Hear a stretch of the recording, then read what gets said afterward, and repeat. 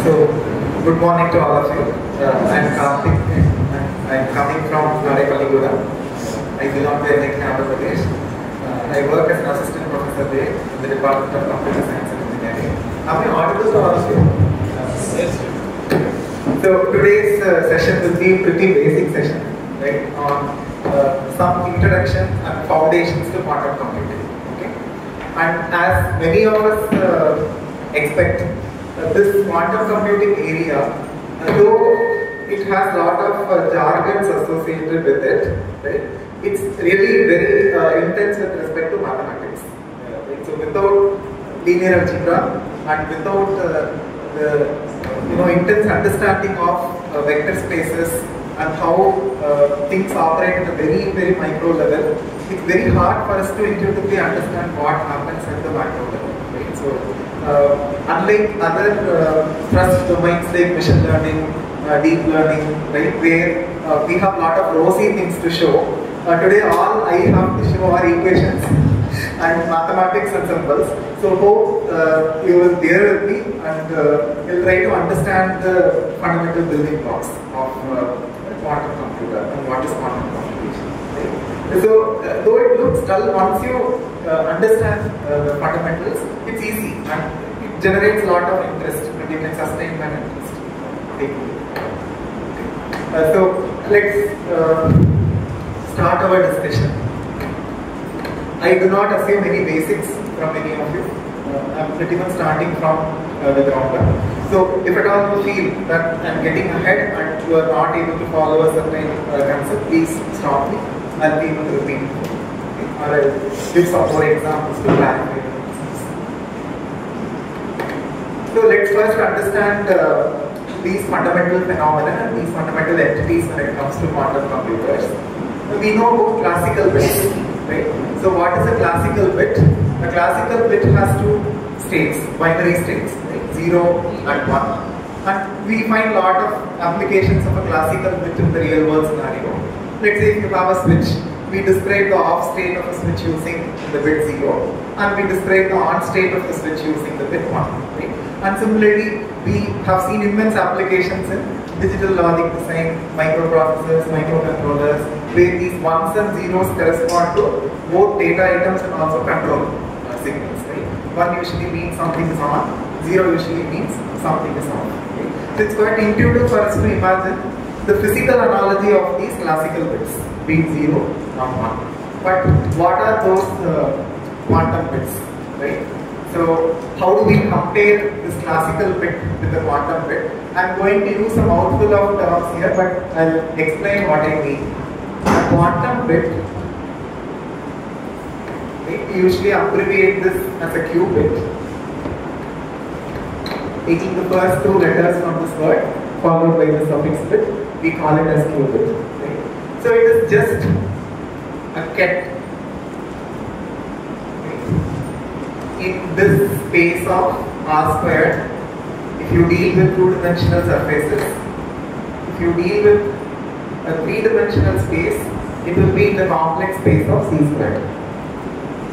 See, R is just a set of all real numbers, C is just a set of all complex numbers that has both a real portion and the imaginary portion. Okay.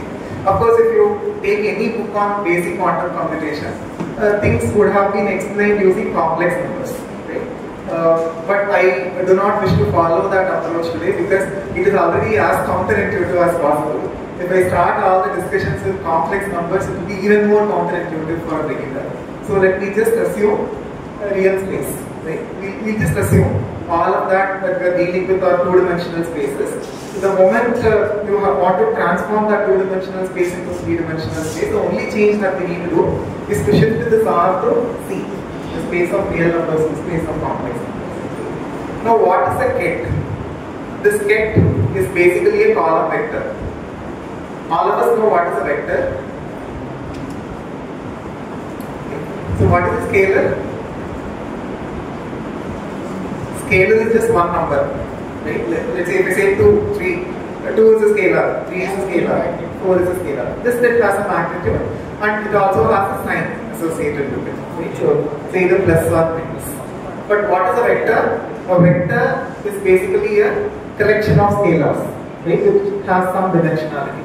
So let's say if I write something like this, 2, 3, 4, 5, the dimensionality of this vector would be, it has 4 rows and 1 column. So the dimensionality is 4 cross 1. And this is a 4-dimensional ket. Okay, so what is a ket? A ket is a column vector. And the number of entries that we have in the ket denotes the number of dimensions of that ket. Okay.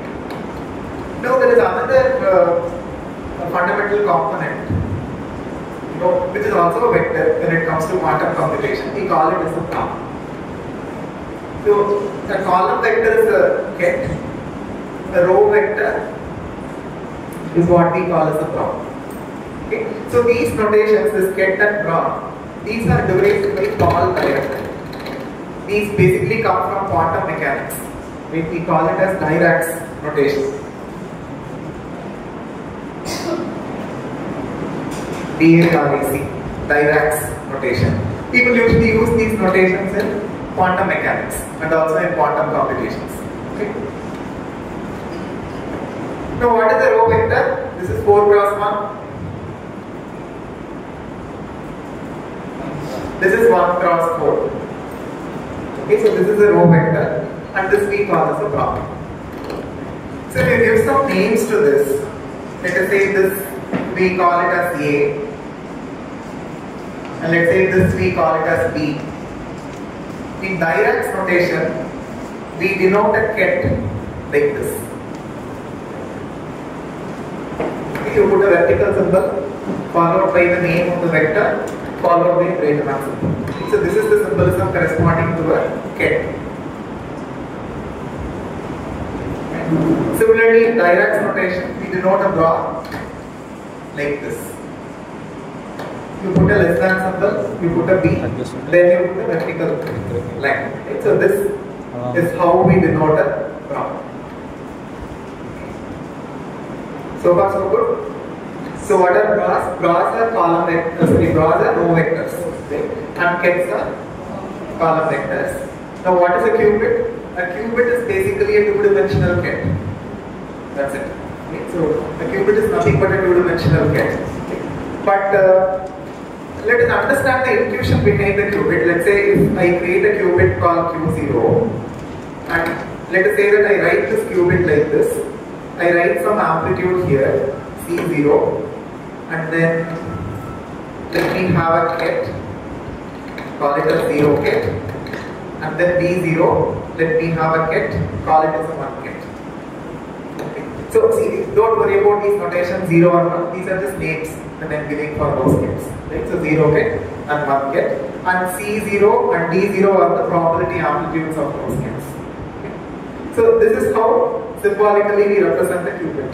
So Q0 is a qubit, and that is represented as C0 times 0 ket plus D0 times 1 ket. Okay. So what is the meaning of this?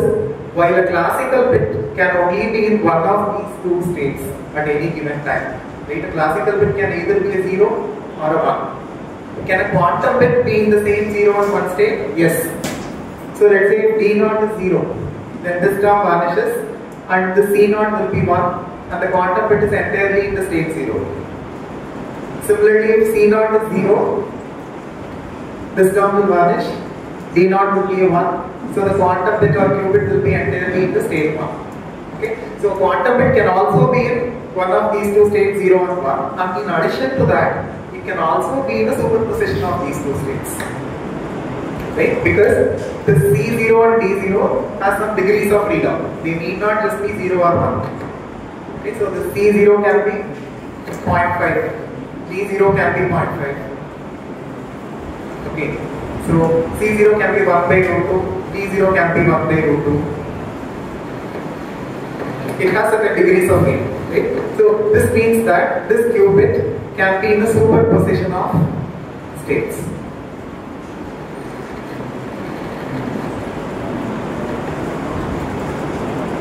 What are the states we talk about? The states denoted by the ket 0 and ket 1. This is a fundamental difference between qubit and the classical bit. A classical bit can only be in one of the two states, whereas a qubit can be in addition to those two states, it can be in an infinite number of superposed states. So essentially what it does to our representational ability of data. So earlier we were very limited in terms of our representational ability. Either we can encode only 0 or 1. Now we have a rich representation, right? So the richness of the representation of data, it gets amplified by a lot of strides when it comes to a qubit. That's the fundamental quality of a qubit. You can represent and encode complex states of a system using a qubit because it's very rich in terms of its representational ability. It's not just black and white, right? It's just shades of grey. Right? You can represent multiple possibilities. So if you analogize that with the image, right? So if you just have a black and white image, there are some dark pixels corresponding to 1 and white pixels corresponding to 0. The range of picturesque things you can represent is limited. But when it comes to representation like this, you have shades. It's not just 0 or 1. You have a continuum, right? So it gives you a richer representation in terms of qubit. Okay? So that is one fundamental concept and fundamental difference that we have to understand between what is a classical bit and what is a qubit. Okay. Is that fine? Any doubts here? C0, D0, you are mentioning that they are the probabilities. No, that's a very good question. The C0 and D0, they are not probabilities, they are called as probability amplitudes.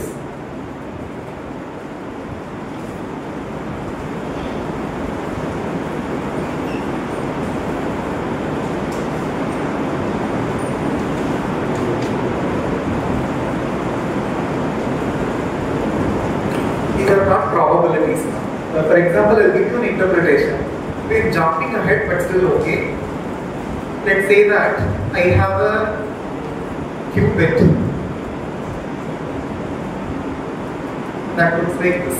Q0 equals to 1 over root 2 get 0 plus 1 over root 2 get 1. Okay. So what is the meaning of this 1 over root 2 and 1 over root 2? If I subject this qubit to some sort of a measurement system, I'll teach about these measurement systems shortly. So when you send this qubit to some sort of a measurement system, this measurement system will collapse the state of this qubit to either get 0 or get 1. The output of this measurement system will be either get 0 or get 1. Okay. Now what is the role of this 1 by root 2 and 1 by root 2? When you use this measurement system to measure the state of this qubit, what is the probability with which this qubit collapses to 0? That is given by 1 by root 2 squared. Okay? So 1 by root 2 squared is 1 by 2. 1 by 2 gives you 0.5. 0.5 tells you what? There is 50% chance for this qubit to collapse to state 0 when you measure it. Similarly, the same number that you have is 1 by root 2. So if you square it, you get 1 by 2. 1 by 2 is again 0.5. That tells you that there is 0.5 probability for this qubit to collapse to the state 1 when you measure it. Is there any difference between superposition of states and the mixed state? Pardon me, sir, is there any difference between superposition of states and mixed states? Mixed states. So the superposition of states, it's actually a mix of both the states that the quantum object is in. And when you measure it, it collapses. Pure state, you consider, you don't take any amplitude. Pure state. Pure state. A pure state. Yeah. So that again, I think it's getting into technicality. You'll have to talk about blocks here. And the pure state usually refers to the point on the circumference of the surface of the block sphere. So, but this sort of collapsing, it applies to both pure states and also impure states. The concept is the same, irrespective of the state being pure or impure. Can we use directly the real space because we've used Hilbert space to represent the qubits? Yeah, so, that was the first point which I made. Most of them were beginners for this. The only difference between this discussion that we are having and the actual complex space-based discussion is to replace that R with C. Other than that, if you assume that the dimensionality of all of this is in 2D, all of these discussions will hold good. The only thing is, we'll have to go back 2D discussion to 3D and change that. Yeah, so we'll get to all that. Right? But just to begin, I don't want to confuse all of you by taking a complex space. Okay, because a complex space will involve imaginary numbers and few of us may not understand how to intuitively think about it. So, and even if you look at a lot of lectures from MIT folks, right, what they do is like they avoid the complex discussion for beginners, and then they first try to let the intuition settle, and then easily you can port these ideas to the complex.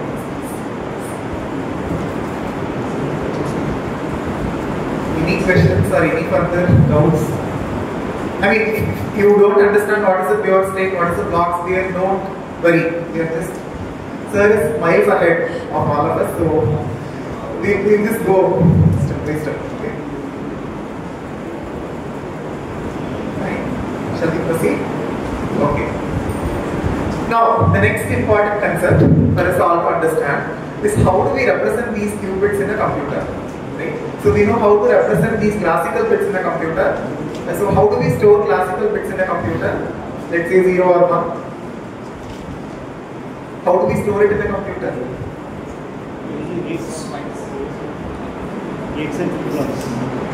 So we use either latches or flip-flops. Right? So a flip-flop is actually what? It's a memory device which can store 1 bit of information. So we use the physical flip-flop or latches to store that unit of information. But how do you represent a qubit? That's the next question that we'll have to answer. There are two answers for that. You can represent a qubit either using the spin of an electron or using the polarization of a photon. Okay? So those are the only two options, the predominant options that we know so far. So let's first see. I mean, of course, I know it's a very alien concept to all the computer science people out here, but let me just try to make it as simple as possible. Okay? So let us first see what is the spin of an electron. How do we represent this qubit? Through the spin of an electron. But before that, let's first understand what do we mean by spin. So what is it that you see there on the slide? It is basically the atomic structure of silver, right? So the silver atom, A responds to silver, and what you see at the center of that atom, it's basically the proton, the nuclei of that atom, and then you have electrons rotating around that nuclei, which has negative charge. Okay, and we know that these electrons are arranged in some sort of shells. Right? So when it comes to a silver atom, you have how many electrons? It's written there. 47 electrons are there. And they are arranged in the specific configuration, right? So in the first orbit you find 2 electrons which are paired with one another magnetically, right? So one rotates in one magnetic axis and the other rotates in the other axis, so their rotation cancels out each other. Their net charge, it's 0, cancels out each other. Similarly, if you look at the next shell, there are 8. The next shell, there are 18. The next penultimate shell, there are 18. And in the outermost shell, that leaves with 1 stray electron. Yes. So, if you look at those inner shells, all of those electrons are in a paired configuration. Right? So, if one rotates in one direction, the other rotates in the other direction. So, there is no real magnetism that gets generated because it's a charged particle rotating around a positive particle. So, that generates a magnetic kind of force. Right? But as 2 of those electrons, they rotate in the opposite direction, their forces cancel out each other. But apart from that stray electron that you find in the outermost one, as it does not have any pair, so the overall atom will still generate some sort of a magnetism. Okay, so depending upon the direction in which this magnetism is aligned, when you say magnetism, it has a north pole and a south pole. So depending upon the direction in which this magnetic force is aligned, we call this direction as the spin. Right, of the electron and of the whole atom. Okay? So that is at the intuitive level what we mean by spin. Of course, we are no physicists, right? We are computer scientists. So let us just understand this configuration to the extent that's needed for quantum computation without scratching our heads too much. Okay? So all we understand is there is one stray electron that's orbiting around in the ultimate shell of the silver atom, and that generates some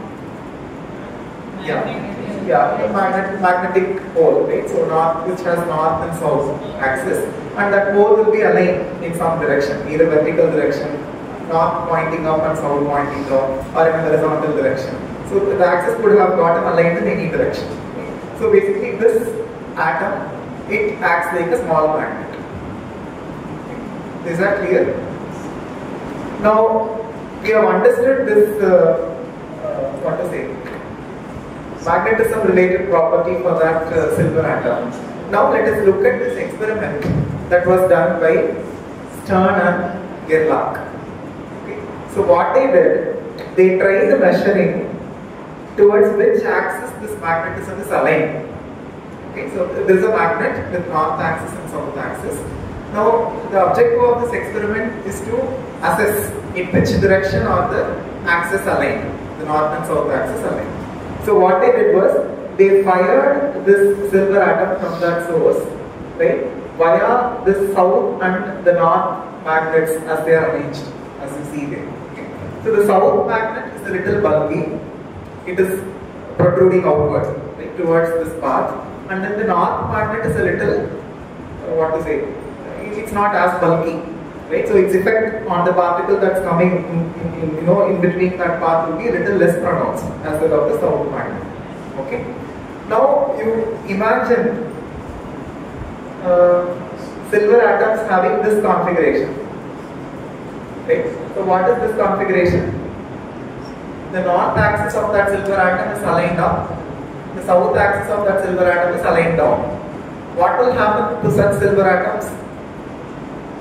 This bigger south magnet will deflect this northern axis up, right? So it's attraction, south and north. Okay? So this south will attract this north.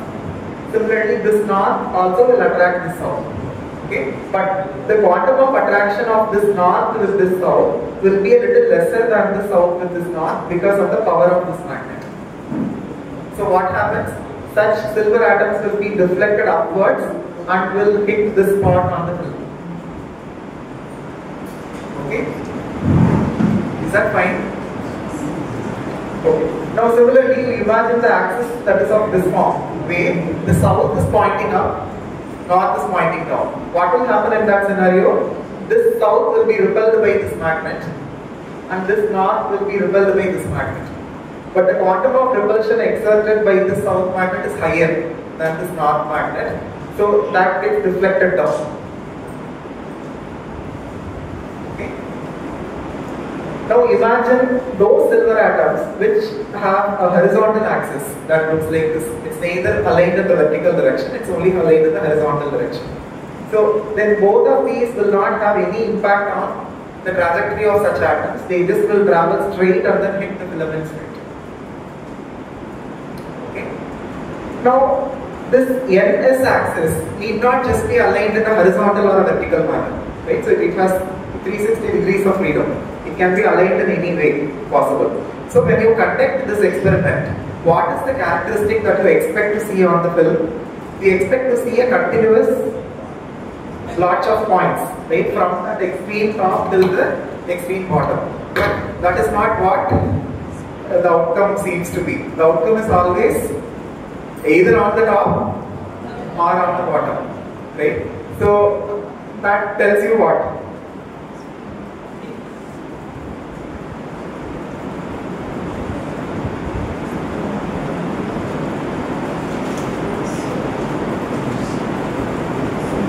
So this tells you a very important inference about the concept of measurement, right, in quantum world.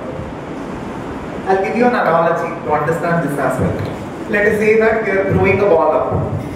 Okay. Let's talk about classical mechanics, not quantum mechanics. So let's say that we throw a ball up. I want to track the trajectory of this ball. I have thrown the ball up.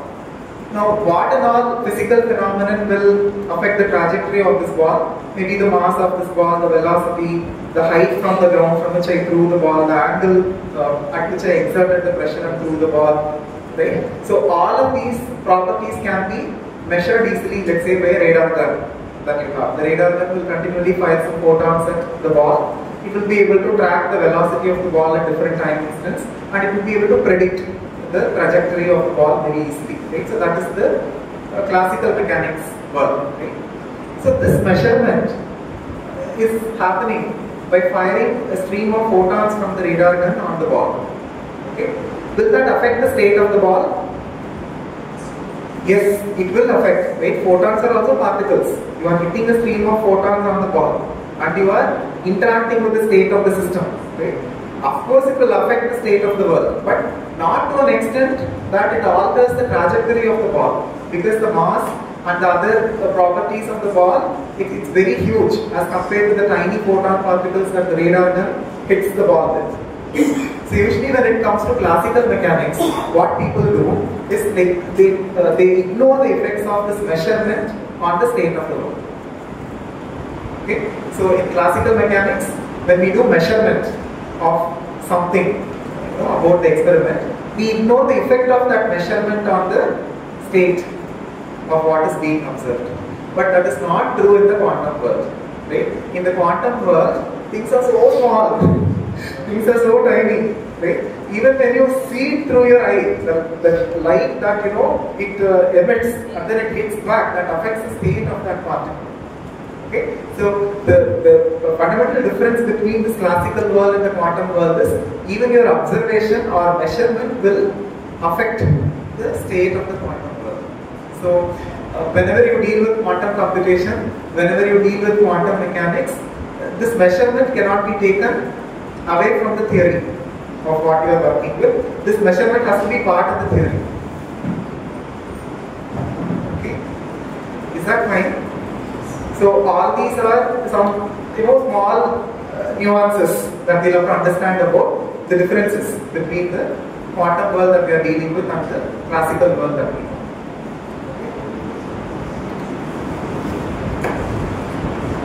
Right?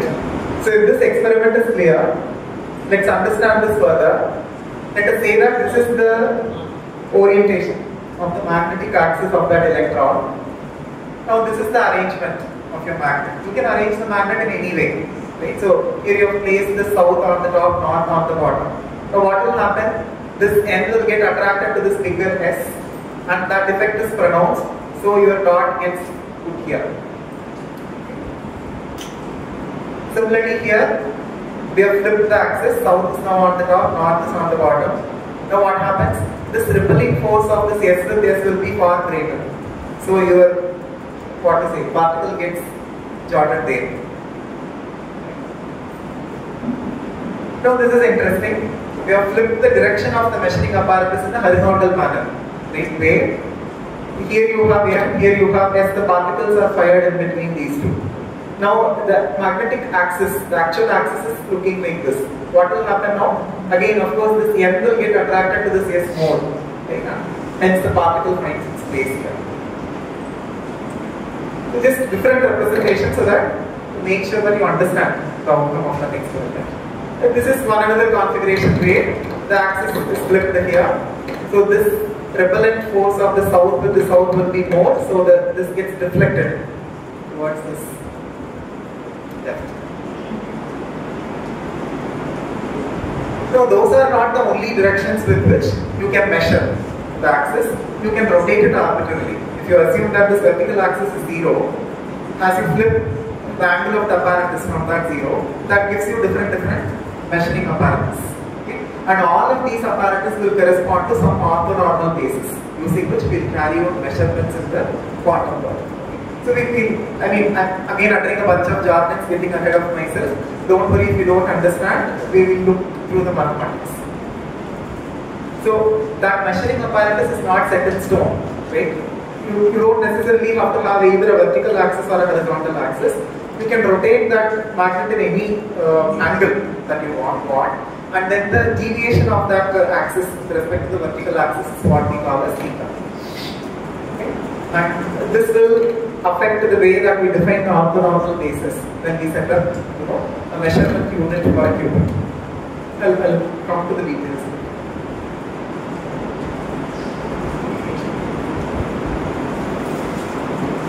Now, some other interesting observations, if you have understood me so far. Right? So far so good. Do you have any doubts? We have understood this apparatus. Okay. Now let us, try to complicate our experimentation a little bit.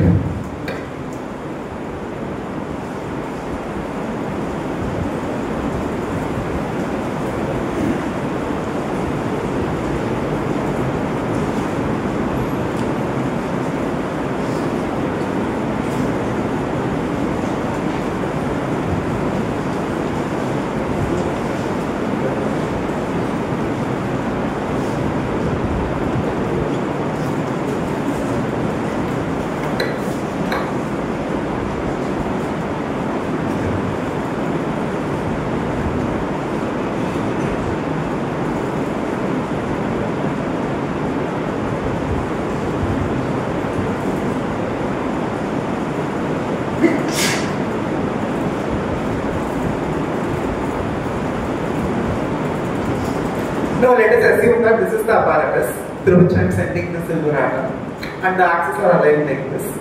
Now where on the screen will I get this atom here? Here or here? In the northern direction, right? Because this magnet is heavier and bigger, so its attraction of this end will be higher. Right? So let us say that I am getting this reflected here. Okay. Now let us do something interesting. Now to the stream of things that are coming here, let me place again another magnet here.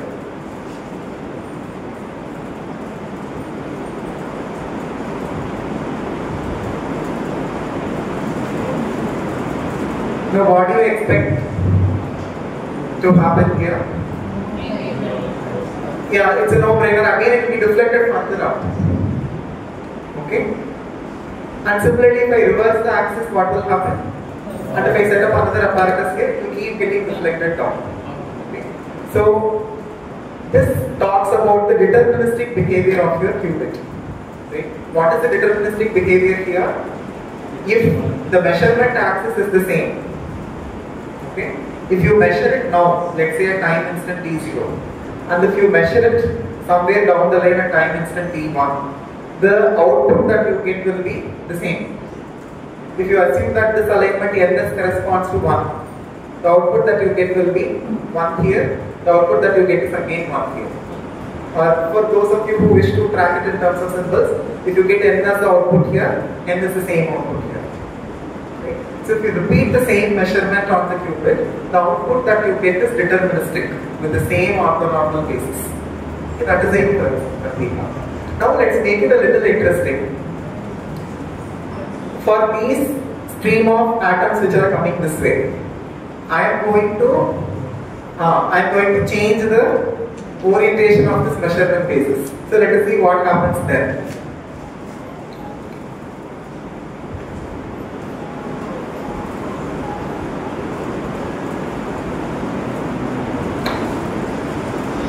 So it's coming like this. Now I'm going to change the orientation of my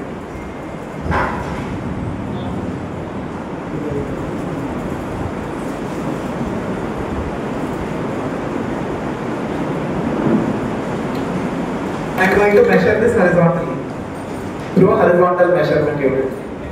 Okay. Now what do you expect to happen?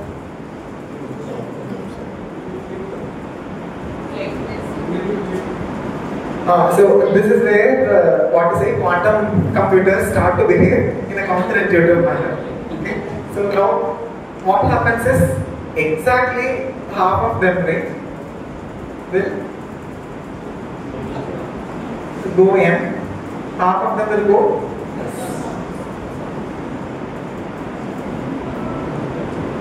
Okay. Half means that same atom is not getting divided.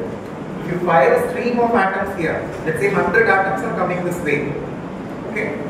So when you had this apparatus, all 100 atoms will get deflected up. Now when you have this sort of a horizontally aligned apparatus, approximately 50% will get deflected up and 50% will get deflected down. Okay. So that 50-50 tells you what? It's random behavior. It's exactly random behavior. Okay. So same analogy holds good when you fix the apparatus here and try to catch all of those atoms which are getting deflected down. If you arrange the horizontal apparatus here, 50% will get deflected up, 50% will get deflected down. Now one more interesting thought. Let's see if this atom has some prior memory of having been deflected up, right? So if you arrange a vertical magnet here, a third N, S, you are using the same configuration in the third stage on those particles which are getting deflected up from this horizontal magnet. Okay. What do you expect to happen here?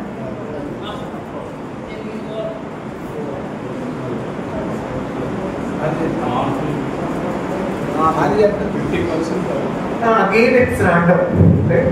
So 50% it goes up and 50% it goes down. Okay. So in the first level of measurement, it is deterministic, right? It's aligned to the spin of this if the same measurement orthonormal basis is retained for the second measurement, again it's deterministic. But if you change the orthonormal basis to some other direction, it starts behaving random for the second measurement. Okay. In the third measurement, even if you retain the original orthonormal basis, the random behavior still continues. Okay.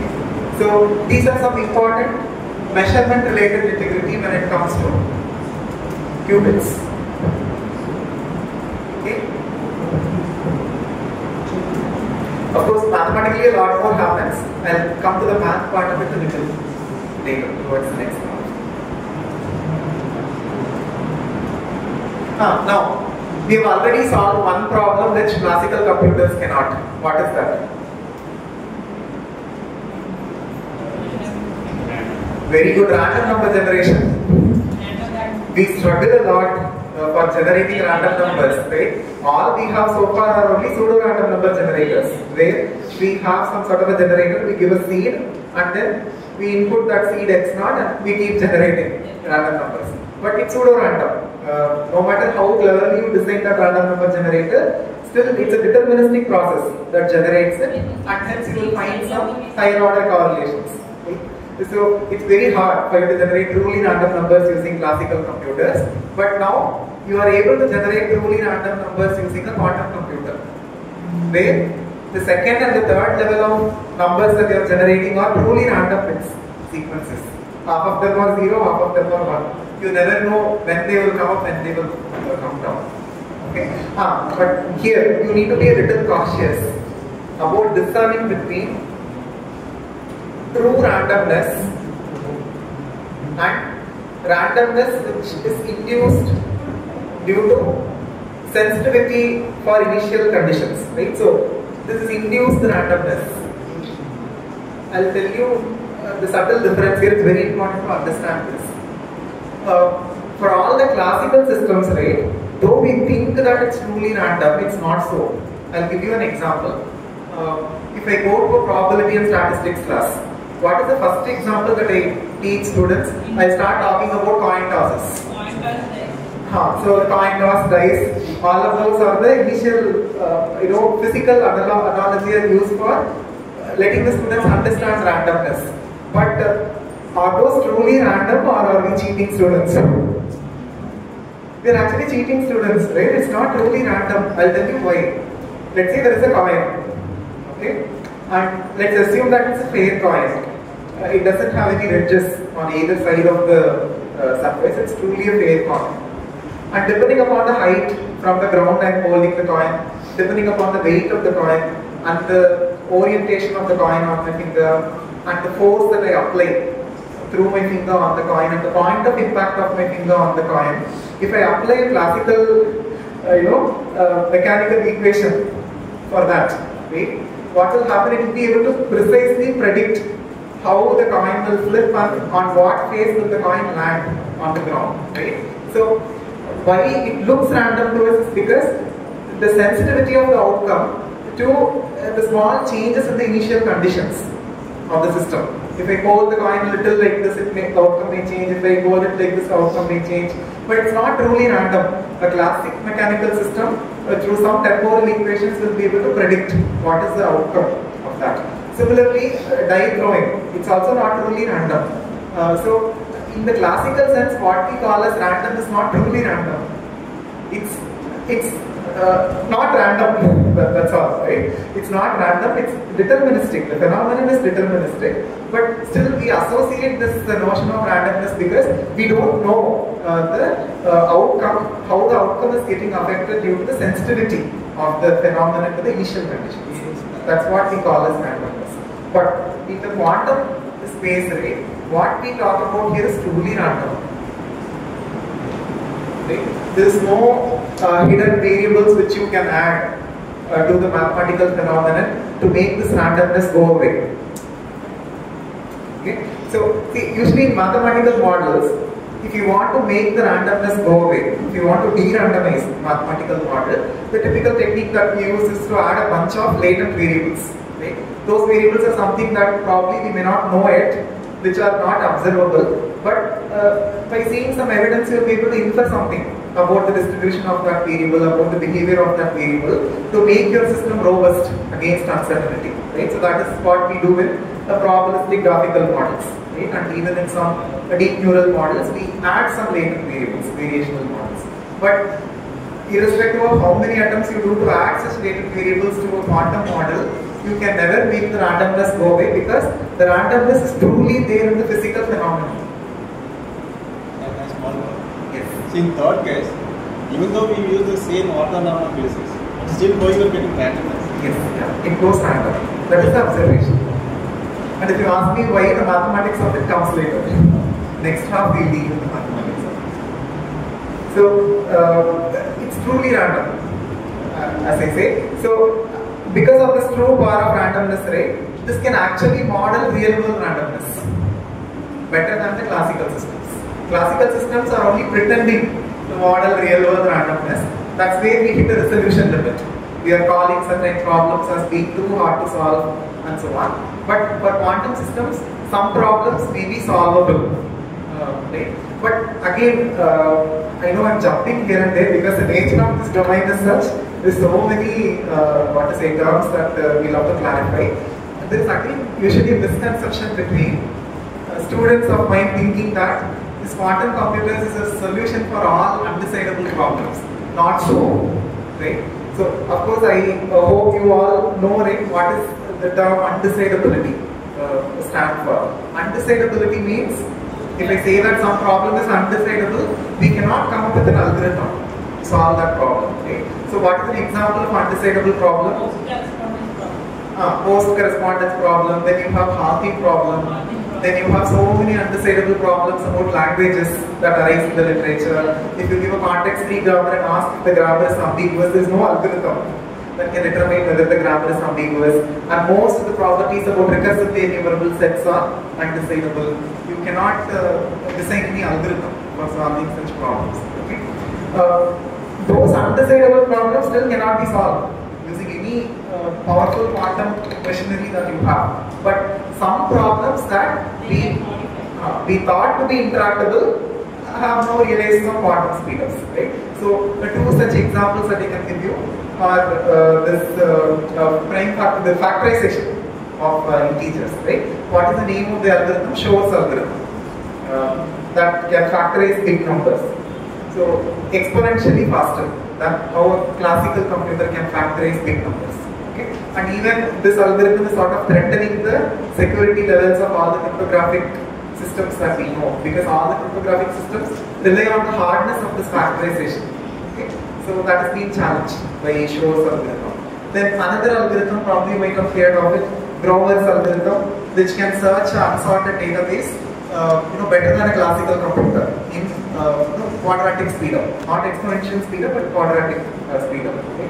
So some problems can be sped up using a quantum computer, which were previously thought not possible to be solved better than that in a classical computer. But undecidable problems still are undecidable. You cannot solve an undecidable problem using the quantum computer. Okay? So that's probably one misconception that if some of us have, we should try not to solve undecidable problems using a quantum computer. Still, the problems are undecidable. Yes, I have digressed a lot. Let us get back. Yeah, so these are all the conclusions that we have, right? So if we keep repeating the same measurement, right, then the qubit gives you definite answers. Right? It either tells n or tells yes. It doesn't deviate in a random manner. But randomness does seem to occur when you especially change the orthonormal basis for the second measurement. It starts behaving in a random manner. And then the third measurement that you do, it is conditional upon the second measurement. Why? Because the second measurement has affected the state of the system to a point where the state gets affected and the next measurements are subsequently affected by that observation. Okay, so yes, so this is about measurements. So far so good. Any doubts so far?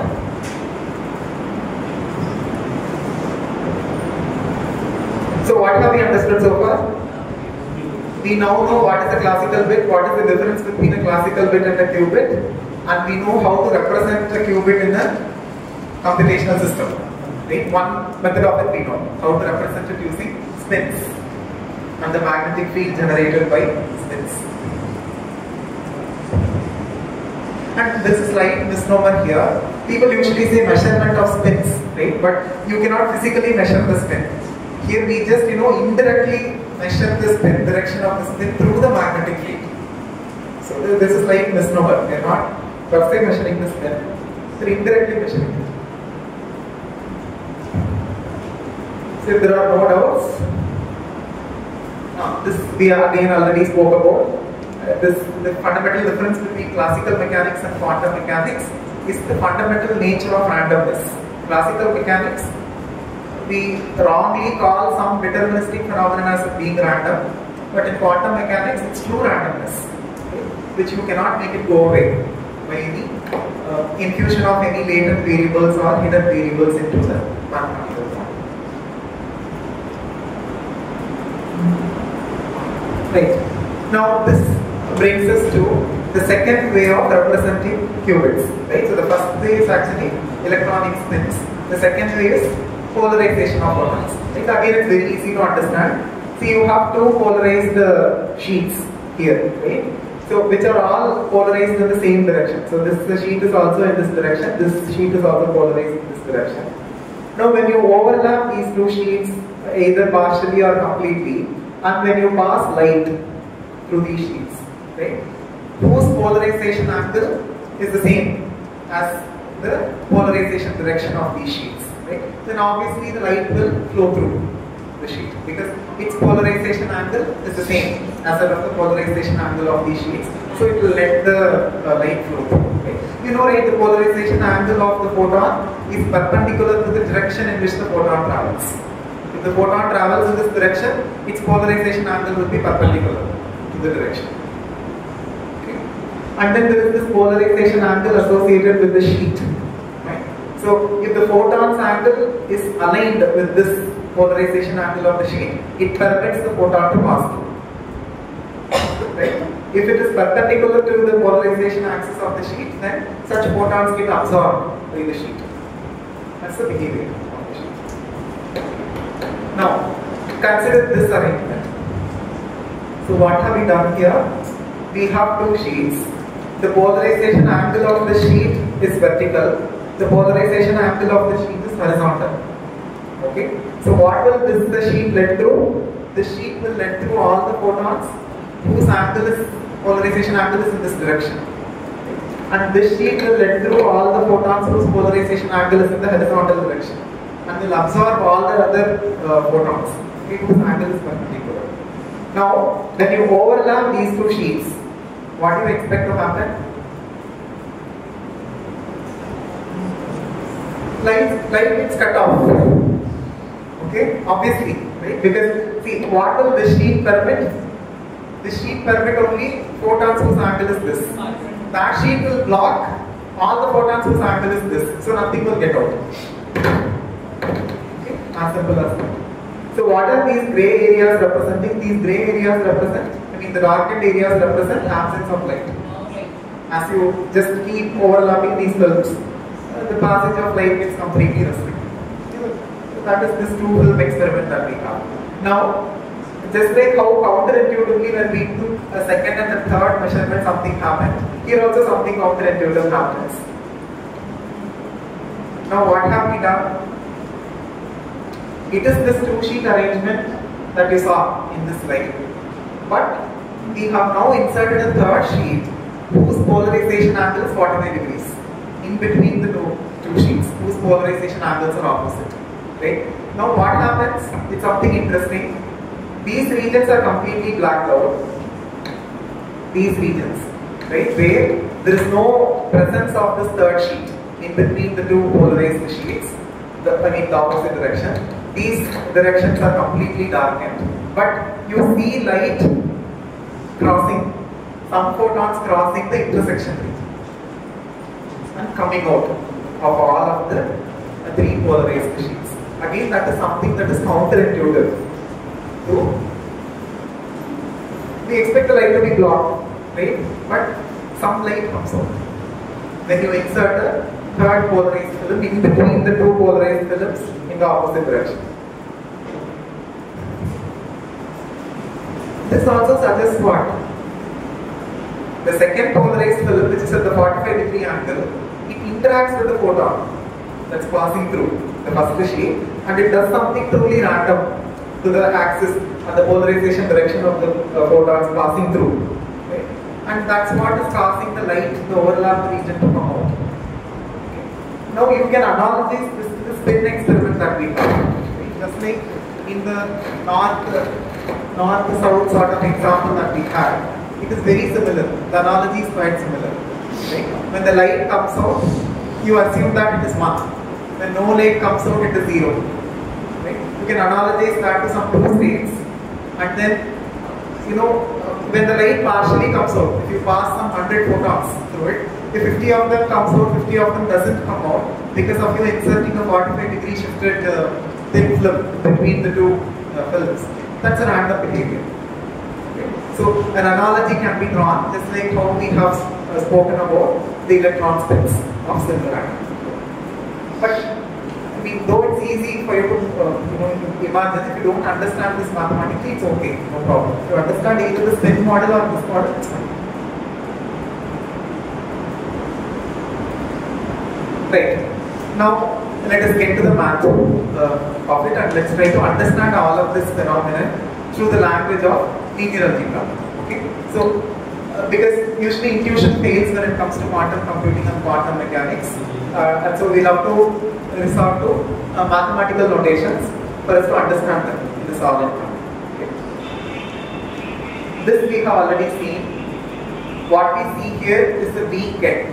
Okay. A ket is indicated by a vertical line. Within that, you will write the name of the ket and then a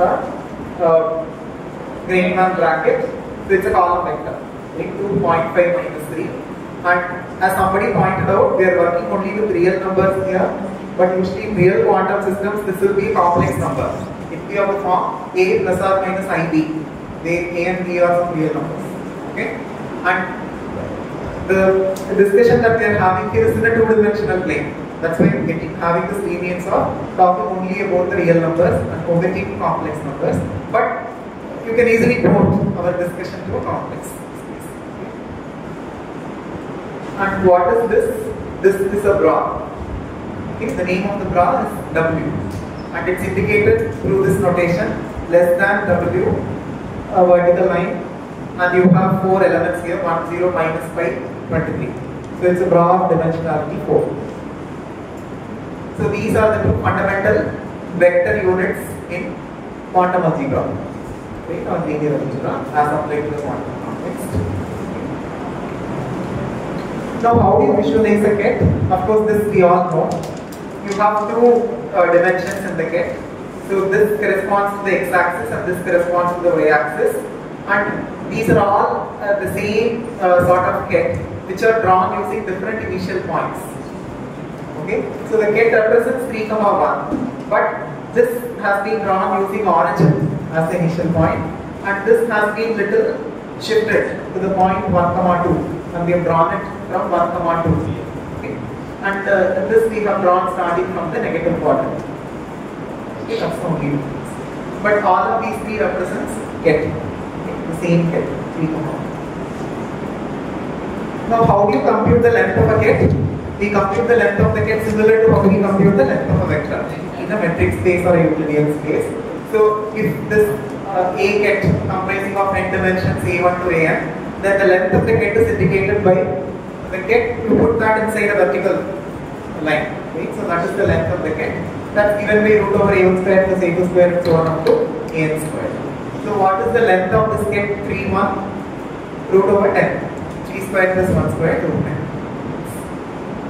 Now, a qubit is basically, I said it's a two-dimensional unit ket. Like what is the meaning of a two-dimensional ket? A two-dimensional ket has two components. What do you mean by unit ket? The length of the ket is unity. Okay. So given a ket, can you transform the ket to a unit ket? Let's say if I give you a ket 3, 1,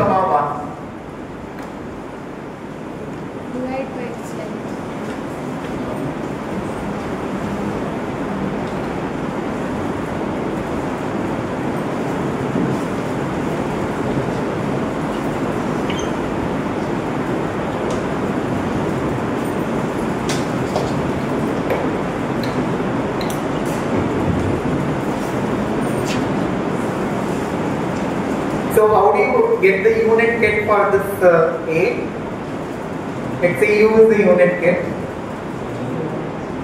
you will have to multiply, scale it by the inverse of the length of that get. Okay. So what is the length of that get? This is the length of that get. You will have to multiply this get A by the length of the get. So this is 1 over root 10, 3, 1. This gives you the get 3 root 10, 1 root 10. How do you check whether the length of this you get is unity? You can do the math, right? So this is 3 by root 10 square plus 1 by root 10 square.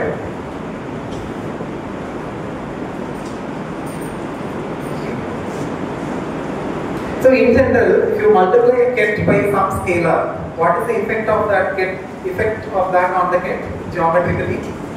It scales the length of that ket by that amount. Right? If you multiply it by 2, it increases the length of the ket by 2 in the same direction without affecting the direction. This is fine.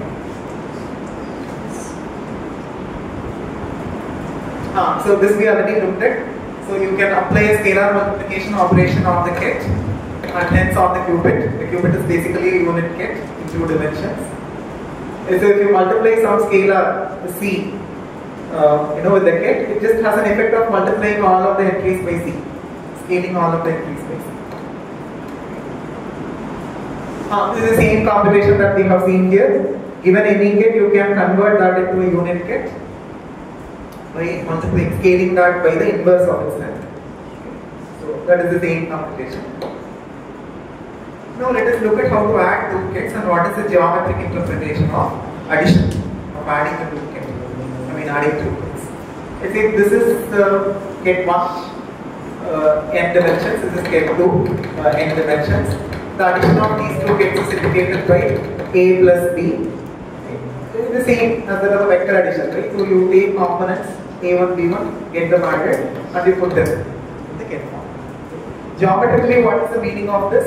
Let us say that this is the parallelogram diagram that's usually used in vector calculus to understand this addition. Let's say this is the A ket and this is the B ket. How do you denote this A plus B ket? You'll have to draw a parallelogram involving these edges for A and B, and then this diagonal represents the result of the addition of A and B.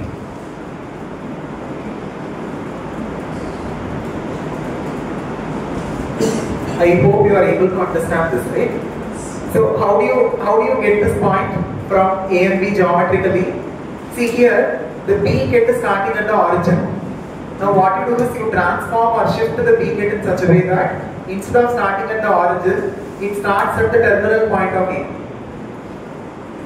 Okay? When you do that transformation, the new end point of that B ket will represent the addition of A and B. Similarly, the other way also you can imagine. What you can do, then you can take the initial point of this A ket to the ending point of B. Okay. When you do that, the ending point of that A ket will represent the summation of A plus B. So that's the parallelogram law in vector calculus. The same applies for your cubic and K also. Yes. Now you all know Pythagoras theorem. Okay. Now, what is the relationship between the lengths of these kets which are being added and the result ket?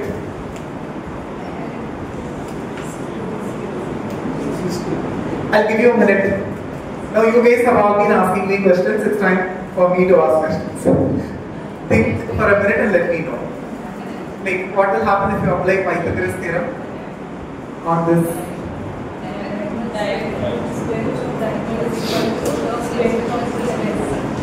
So, Pythagoras theorem applies only to which triangle? Right angle triangle. So, that result, if you want to apply to this context, what should be the nature of those kets? The kets that you are adding should be orthogonal to each other, right? So if the kets are orthogonal, then you can apply this Pythagoras theorem to associate the lengths of the two kets being added to the result ket. Anyhow, we'll check the condition for orthogonality also shortly. So for 2 gets to be orthogonal, this is the condition. Right? It directly comes from Pythagoras theorem. Okay? Again, it's the result of both the parallelogram law that we spoke of and Pythagoras theorem. Right? Only if the triangle is right angle, you can say that a squared plus b squared gives you.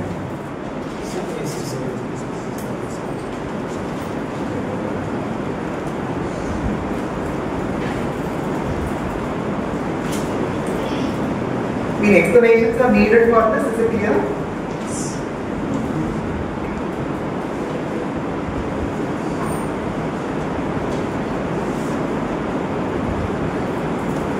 Do they need a break or can they continue?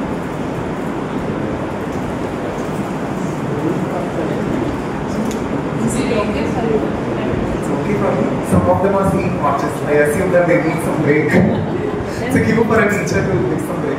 So it's 11:45. We will be back by 12:40. Yeah, sure. So we shall continue till 1 and 1 o'clock sharp we will have lunch.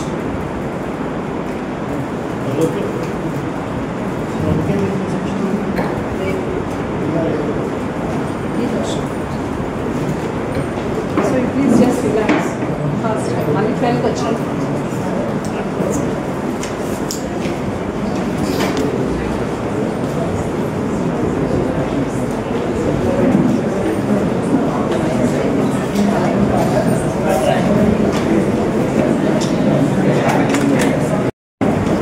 Went for a break. We just saw the condition for 2 gets to be orthogonal. Right? So this is directly based on the Pythagoras theorem. And we also interpreted this geometrically by looking at the parallelogram structure, right, in the vector space. This is what we have done before the break. Now let's continue our discussion on some of the other quantum algebraic operations that can be performed on a ket. So this is multiplying the bra by a ket. Right? So they will giving you the product which is termed as bracket. Okay. So how do you do this? So this is your bra, A bra, A1, A2, so on to AN. This is your B ket. It's a column vector from B1 to Bn. The bracket, right, product, it's actually indicated like this: A multiplied by B. And the shorthand notation, it's very famous in quantum computing, is this bracket notation. Okay, so we just coalesce these 2 vertical bars into one and we write it like this. So we just call this the bracket notation. And you can easily analogize this operation to a well-known operation in vector algebra, which is inner product or dot product. Okay, so we take all of those elements one by one, A1 multiplied by B1, A2 multiplied by B2, AN multiplied by Bn, and add all of those partial products. Now, I need not tell you, you also know from the vector algebra what is the condition for 2 vectors to be orthogonal. Their dot product must be 0. Their dot product must be 0. Okay. So some of those other things we'll just see based on the based on these primitives. It should have the same dimension, isn't it? Yes, of course. Yes, ma'am. Both the bra and the ket should have the same dimension for you to multiply. So if you see, if this is also n-dimensional, this is also n-dimensional, so hence you can perform that operation to form a bracket. So if they are not of the same dimension, you cannot perform this. And basically this discussion about dimensionality and omitting, because the dimensionality of this ket, I told you that this ket is it's a unit vector from either the space R squared or the C squared space, right? So this dimensionality of 2, where does it come from?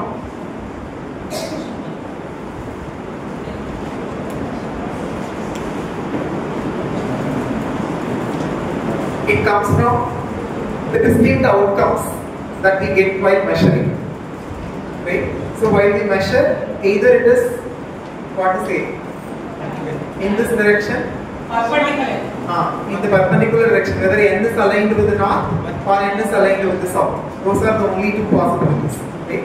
So we just wish to know which of these possibilities the physical entity is in, right? So this dimensionality of the vector space and hence of the ket, it comes from the number of mutually exclusive possibilities in the physical state. So that's why we are not focusing much about this dimensionality, because it's usually tied to the number of outcomes you have, number of mutually exclusive and exhaustive outcomes you have.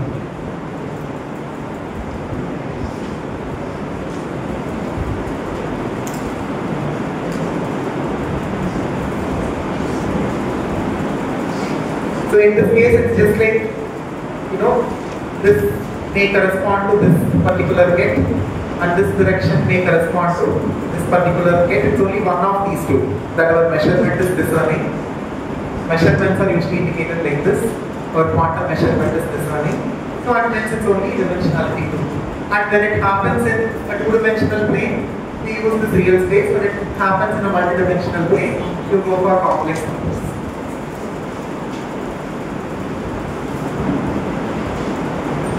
Right. Now there are several interesting properties of this bracket notation that we can leverage.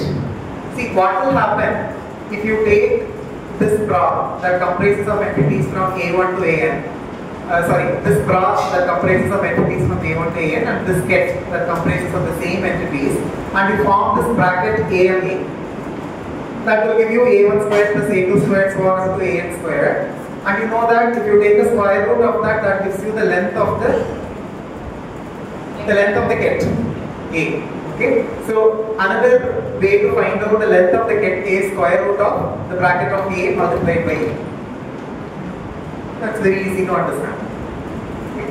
So if you apply this on the example 3.1, it's very evident. If you take the bra 3 and multiply it with the ket 3.1, you get 3 into 3 plus 1 into 1. Then if you take the square root of that, you get the length of the ket A. So the condition for a ket to be unit, what is the condition for a ket to be unit? The square root of the bracket product should be unity for the ket to be of unity.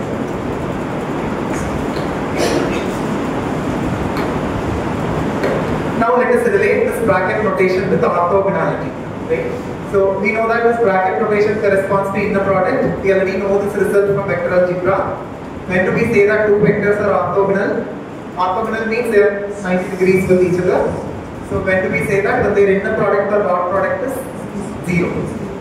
Okay. So similarly here, if you take these three kets, this A ket, B1, B ket, 1, 2, C ket, minus 2, 6, and if you compute these brackets, right, what do you get? The bracket of AB is just like 3 into 1 plus 1 into 2 gives you 5. So A and B are not orthogonal. Okay. But if you compute the bracket AC, what do you get? 3 into minus 2 plus 1 into 6 gives you 0. You can conclude that the bracket AC is orthogonal, right? Which you can see as well by looking at the ket. 3, 1, if you draw that, you will get to see. Right? They will be at 90 degrees with each other. So what is the condition of two kets to be orthogonal? Their bracket product should be 0. What is the condition for a ket to be unity? It's the bracket product of the ket with itself should be 1.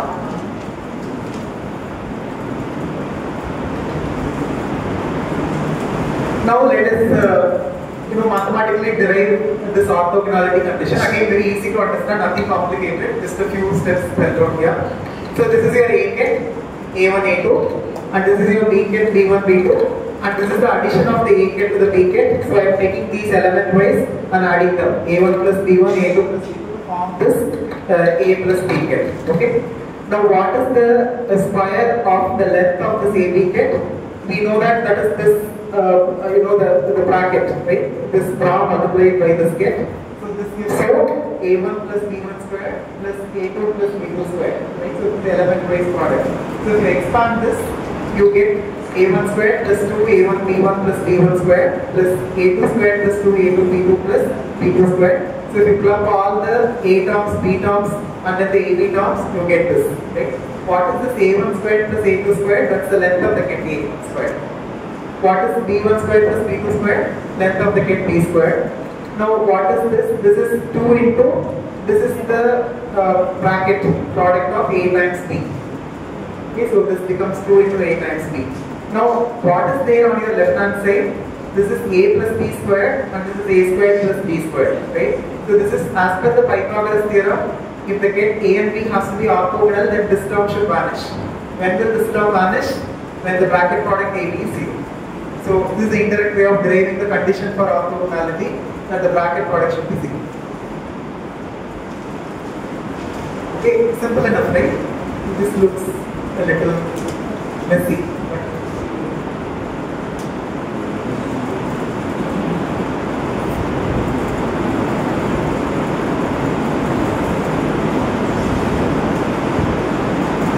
Right, so we have derived the condition for orthogonality and we understand what are unit kits. Now it's time for us to formalize what are orthonormal bases. Okay, so what do you mean by, see, there are two terms here. One is this ortho, the other one is normal. Right, so what is ortho? Orthogonal, right, something which is at 90 degrees. Normal, normalized unit, right, the length, respect to the length, it's normalized. So what do you mean by orthonormal bases? Some kit, some pairs of kits which are orthogonal, which have a length of unity. Okay, so that's what we call as orthonormal. Okay. So what do you mean by orthonormal basis? Some examples are given here. So this basis that we find here is orthonormal. Right? So this is usually the kit that we indicate for the spin in this north direction, and this is the standard kit that we use for denoting spin in the downward direction. Okay? So this forms one orthonormal basis. Okay. The word basis should be spelled like basis, orthonormal basis. Okay. So why is it orthonormal? How do you check if it's orthonormal? See, you have these two kits, right? How do you check if it's orthonormal?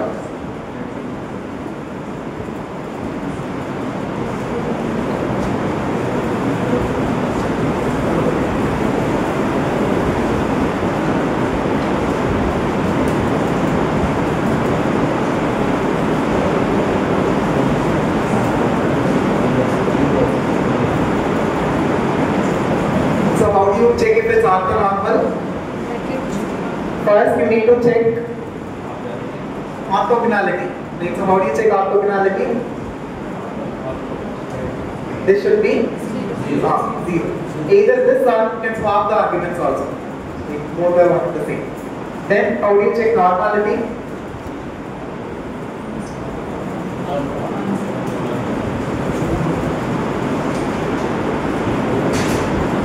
Can you see that this is true? Yes. So, how do you compute this?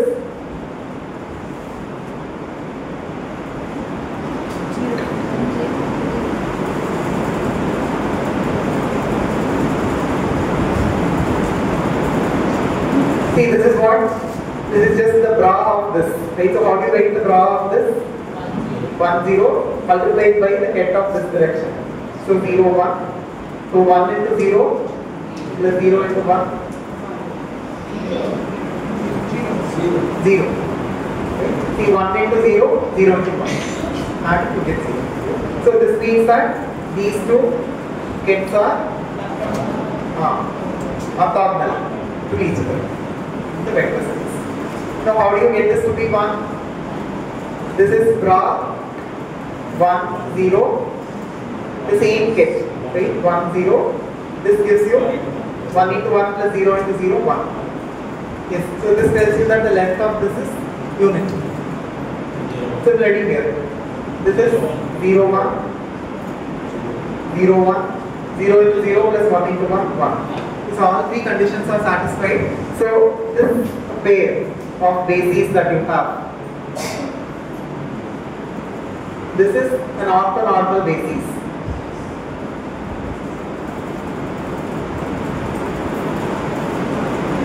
Okay. So what is the significance of these orthonormal bases to quantum computing? These basically represent the measurement units, the direction in which you are measuring, like the angle in which you are measuring. If you arrange the magnet like this vertically, then it refers to this orthonormal basis. If you arrange it horizontally, then some other orthonormal basis. I'll later teach you how to derive the bases from the angle of alignment of the measurement of particles. It's easy trigonometry. Now similarly, if you see these two bases that are written here, right, that corresponds to horizontal apparatus. Okay? So this is one direction of spin from NS, and this is the other opposite direction of spin from south to north, and these are all the values that we have for the bases. 1 by root 2 minus 1 by root 2, 1 by root 2, 1 by root 2. Again, if you subject those two bases to the same check, you will find that all three properties will hold. Right? So hence, this is also an orthonormal basis. Okay? And how many orthonormal bases can we come up with for 2 dimensions? Infinite. There is no limit. There are infinite orthonormal bases you can come up with for 2 dimensions.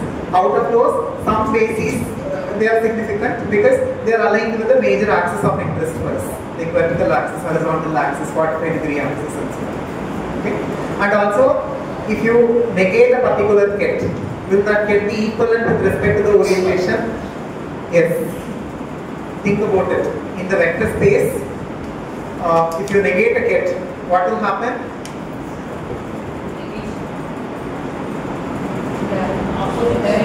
Direction. Yeah, so if you subtract that angle from 360 degree, you'll get its mirror image. That's it. Okay? So when you negate a ket by subtracting the direction with minus minus, you'll get the thing in the opposite mirror image. So the opposite thing, that is your equation. And so let us say that if I multiply that ket 1 by root 2 and minus 1 by root 2 by minus 1. Okay? So what will the result be? Minus 1 by root 2 and plus 1 by root 2. That will be the result. Okay? Will that ket be equivalent to this ket? Yes, it will be. Okay? Because this is the same direction. That's it. This is the same direction. So hope that idea is clear. Now this we already checked for the first combination of orthonormal basis. The same check if you do for the other combinations, you'll find this to be.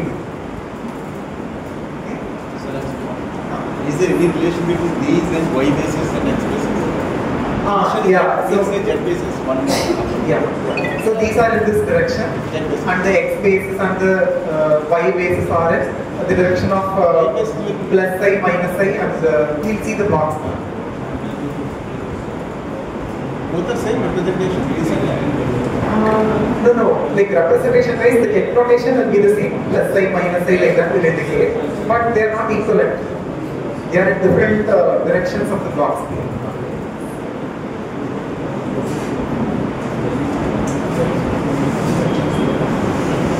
Is this okay? So what is the horizontal arrows that represents? What is the meaning behind the arrows, ma'am? Yes, yes. Yeah, so if we take this arrow, it is just a short form for this ket that says that my northern axis is aligned like this. My north is here, my south is here. That's the state of the magnetic spin of my qubit. And similarly, if I do this, it means that my north is here and south is south. It is the configuration of the measurement apparatus.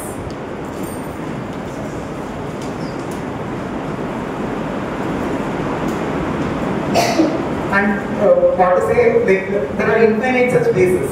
It's not necessary that we have to focus only on these. There are infinite bases, and we'll shortly see how to convert those physical apparatus measurements to the actual basis numbers. Right? So, I mean, out of the blue, I am suddenly writing 1001 and 1 by root 2 minus 1 by root 2, but there is a trigonometric relation between how we write these and the alignment of the apparatus. That we'll see shortly.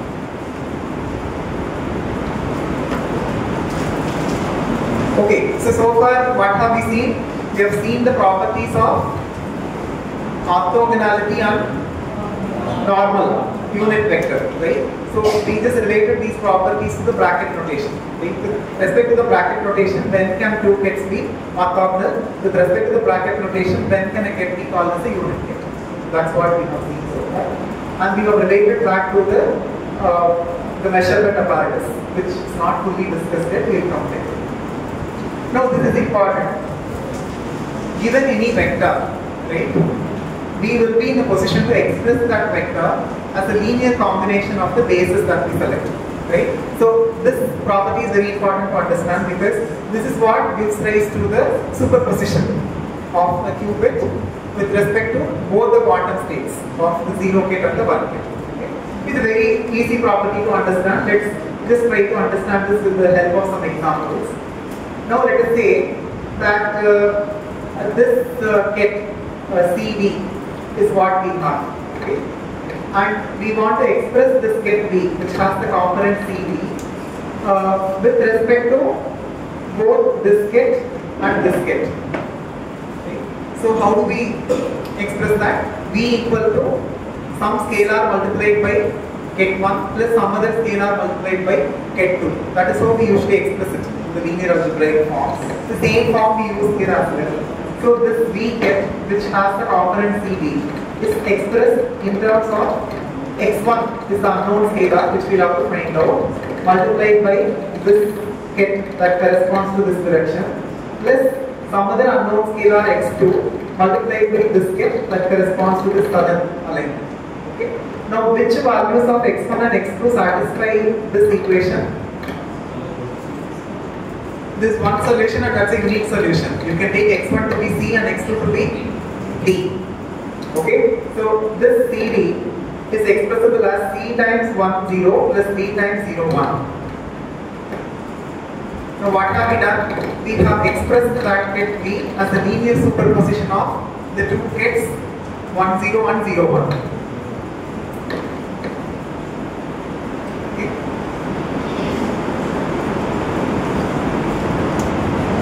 We'll see some more examples. We'll take the same example but with different kits now. We wish to express the same vector V as a multiple of these two kits now. Right? So we saw the values of these two kits. So what we want to do here is basically we'll have to express CV as a multiple of x1 times the first kit plus the multiple of x2 times the second kit. Okay? Now how do you solve for x1 and x2? Very easy. We can use the property of orthogonality and normality. We just multiply on both sides of this equation with this bra. Okay? So, see, this is a very important template to understand. This will come again and again in the quantum computing computations. So, if you want to solve for x1, what you do? You just multiply on both sides by the bra corresponding to this direction. If you do that, what will happen? This becomes bra times CD is equal to bra times this whole thing. Okay, now if you distribute this bra inside this term, you will get x1 times the bra and then the kit of the same qubit plus x2 times the bra and then the kit of the orthonormal qubits. Okay, now these two qubits we know they form a basis, which means they are orthogonal. So this term will become 0. And we also know that kits are unit length. So what will happen as per our discussion? This term will become 1. So you directly get the solution as x1 is equal to the bra times C into D. Okay? Now, what is the value of this bra? This is again a notation that I have used for the basis 1 by root 2 and minus 1 by root 2. So if I substitute that here, I get 1 by root 2 times C minus 1 by root 2 times D. If I take 1 by root 2 out, you get the value for x1 to be. I think you may not want to continually do this. It's okay. This will create some disturbance. So x1 is equal to C minus D divided by root 2. Okay. Similarly, how can you solve for x2?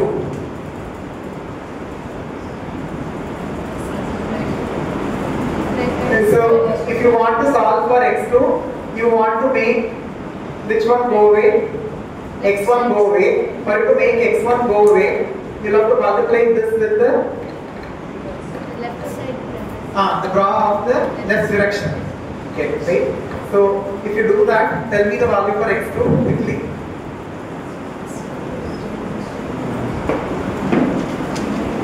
So, what will you do for solving for x2? Multiply on both sides by the bra of this. Yeah.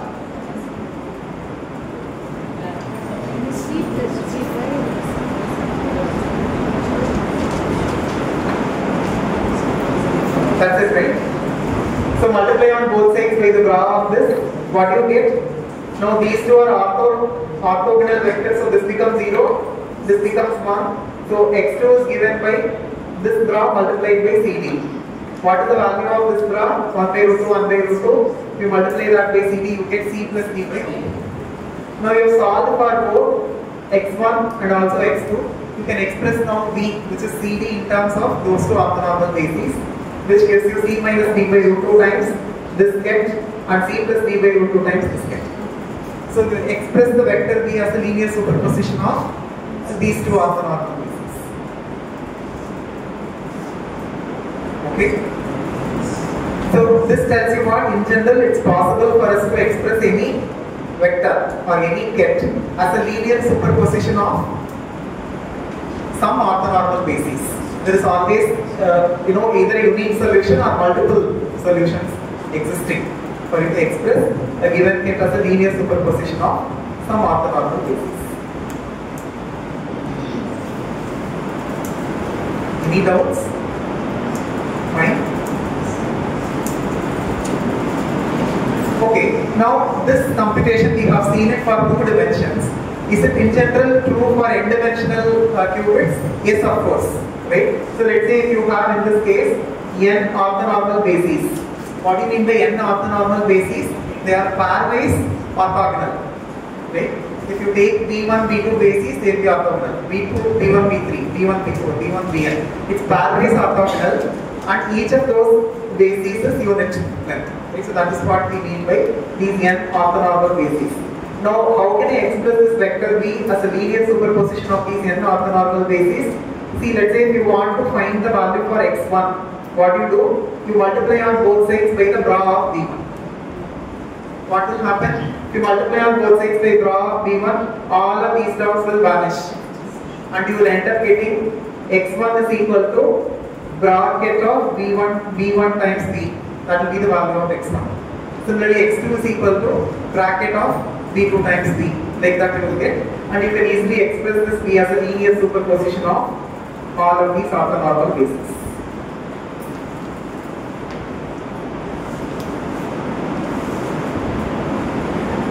Okay, alright. I know for some of it will be a little hard to follow. It's okay. These are some simple, so far since the inception of today's talk, one comforting thing I'll tell you, I'll leave you with. Is there anything that I've used other than addition and multiplication? No.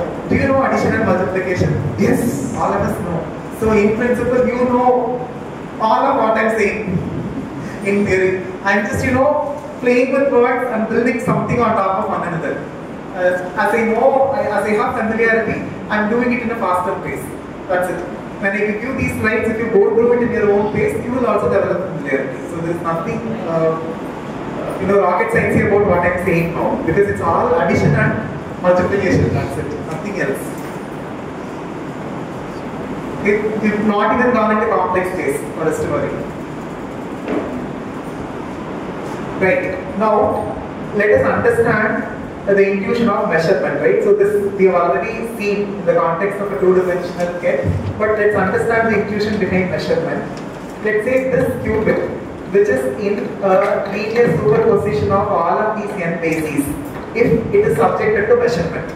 Right? So what do we mean by subjected to measurement? It's passed through the magnetic arrangement. So let's say if we do that, we pass this qubit through that magnetic arrangement, what will happen? The mathematical model of what will happen is dictated by the probability amplitudes. Okay? So these squares of probability amplitudes, they define a probability distribution.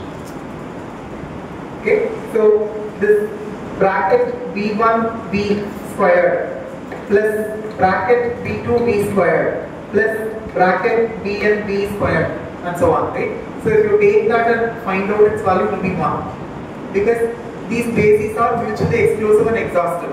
The measurement has to be in one of these bases finally. It has to be either in the north axis or in the south axis. So if you take some 100 measurements, 50 of those are in the northern alignment, 50 of those have to be in the southern alignment. Because of that exclusivity and exhaustivity property, it has to be a distribution. There's no doubt about it. And if you square all of those amplitudes, you get the likelihood of the qubit jumping to that basis.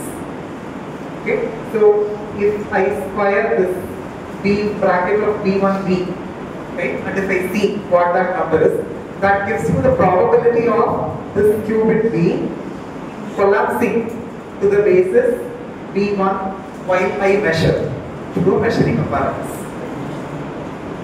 That is the mathematical intuition. Okay. So now, are all these values, the coefficients of these bases, always positive? Think about what I am asking.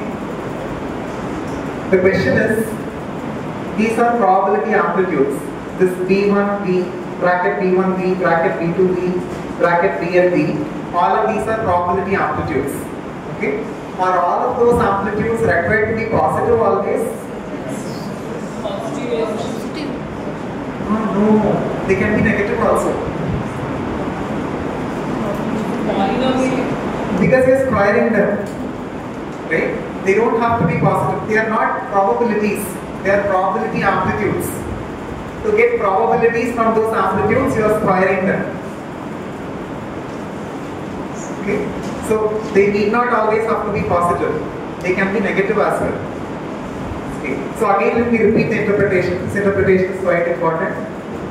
See, this is a qubit B, which is expressed as a linear superposition of these bases, orthonormal bases, from B1 to Bn. Okay? When we subject this qubit B into the measurement apparatus, what will happen? The measurement apparatus will give you one of the n outcomes. Right? So, one of the n outcomes.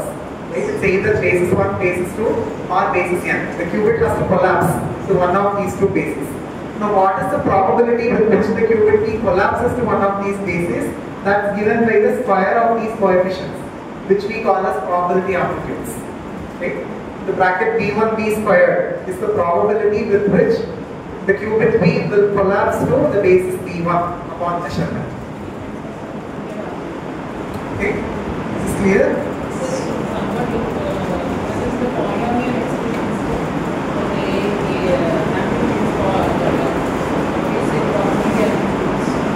Yeah.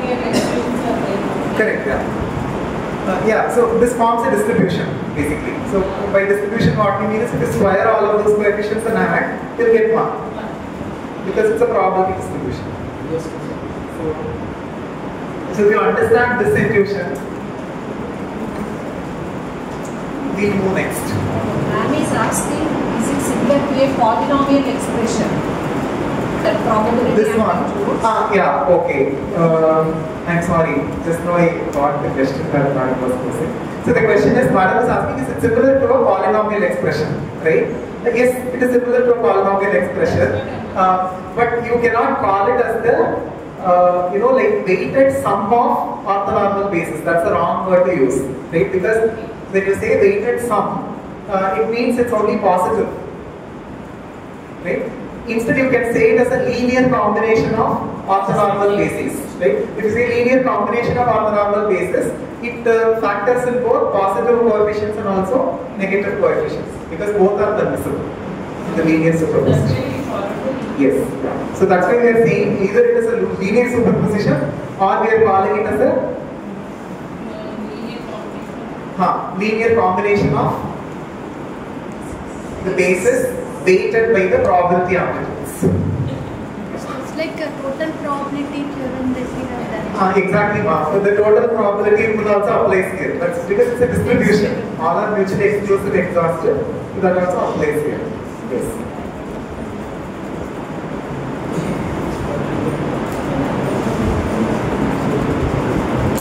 Is this fine? See, this negative symbol you may think I'm, like confusing it by saying why negative again and again. That's a very important property called quantum interference. You must have heard of these terms, right? But without probably understanding it from a quantum algebraic perspective. The two terms that are quite important here, in fact 3 terms which are quite important in quantum literature, are one is superposition, which we understand what it is now. Then the second term is entanglement. It's a very famous term. You might have heard people using this term quantum entanglement. And let's say I have entangled an electron which is at billions of miles away with another electron, so that if it spins in this direction, that spins in the opposite direction. You must have heard of claims like that, right? And there's another term called quantum interference, right? So how do you understand quantum interference? Let's say you throw a stone on a stagnant body of water, right? What gets generated? Ripples, okay, gets generated. Water ripples get generated. Now, if you throw another stone such that the peaks and the troughs of these two ripples are in alignment with one another, then what will happen? The peaks will get amplified. Because the second stone throw, it's contributing to the constructive interference of the previous, wavelengths which are getting generated, right? But you can also throw the second stone in such a way that it causes a destructive interference. The peaks of that first water ripple, it gets cancelled out by the top of the second water ripple and so on. Okay? Now this constructive and destructive interference are quite important in quantum literature when you make two qubits interact with each other, right? When you make two qubits interact with each other, you wish to generally amplify, the bases of the qubits which are aligned with the correct answer, and then you want to, you want to diminish those bases which do not correspond to the correct answer. Okay? So that is achieved by making some of those coefficients negative when you do quantum interference. Okay? So that is why this notion of having negative coefficients for your orthonormal basis is quite important in the quantum computing literature. That's why I'm very careful in not calling it as a weighted sum or a polynomial. It's a linear combination of weighted orthonormal bases or linear superposition of the bases. Right? Then another less understood terminology is quantum entanglement. Right? So generally again, a lot of newbies to the quantum computing world, they think that if two quantum bits are entangled and separated with billions of kilometers of distance, then instantaneously I can pass message in superluminal speeds, right? From this qubit to that entangled qubit. Not true. Okay, that's again a misconception. But the mathematics of it, if time permits, I can work out that mathematics will achieve the effect of that instantaneous message passing, but the physical phenomenon doesn't happen that way. Okay? That's again another misconception that people have, that using qubits is an entangle, and if you put one qubit at billions of kilometers of distance, and if you make some measurement on this qubit, then instantaneously state changes on that entangled qubit as well. That happens due to some a priori information that was shared, not due to instantaneous superluminal message passing. Okay? And another question that people ask me when I go for some of these lectures is some Chinese researchers have teleported one qubit from ground station to a space station. Is that true? Yes, that is true. And the mathematics of teleportation is very much within our reach. Right? If you want me, we can work out the mathematics of how the teleportation is possible, of teleporting one qubit to from one space time to another space time. That is very much possible with the mathematics that we know. But there are a lot of hypes associated with this, and we should know which is hype and which is achievable, right? So, because as researchers of quantum computing domain, you guys should not percolate hypes that will have a destructive effect on the society as well, right? Because we know about this AI hype, deep learning hype, AI hype, cloud computing hype, right? So what happens is some people over-exaggerate the abilities of the AI model to such an extent that all the policymakers start believing that this impossible is possible, right? That misleads government in a wrong direction, right? So we should know the limits of quantum computation, and we should say it as such, right? We should not exaggerate just because we are attached to quantum computers. I'm sorry, that's a long digression. I'll get back. Okay. Now, the orthonormal bases that we have seen so far, we've written using set theoretic notation, right? As in, I've written something using this curly brace. That means that ordering doesn't matter. You can either put the first basis first or the second basis first. It's the same. Ordering doesn't matter. but there are some bases which are called as ordered bases, and it's quite important in the measurement literature. So this basis that you see here, it's not written using curly brace notation, it's written using circular bracket notation. Okay? So that means that this ordering is quite important. This is not the same as this. Okay? So what is the meaning of this? This generally means that the south magnet is on the top of the apparatus and then the north magnet is on the bottom. That's the arrangement that corresponds to this ordered basis. And if you flip that, the south magnet to the bottom, north magnet to the top, that corresponds to this ordered basis. Okay? So when you do measurement, the order in which you are spelling out those orthonormal bases should be very measured. Right? So it should not be like randomly written. If you write it one way, it may indicate the position of the south magnet up. If you indicate it the other way, it may indicate it down. So that's one integrity that we can consider. Right. So, I mean, without going into this details, considering the time, you of course know how to find the square of the length of this superposed qubit, right? So that you will have to just take the coefficients of this. The coefficients of this is B1B, B2B and so on up to B and B.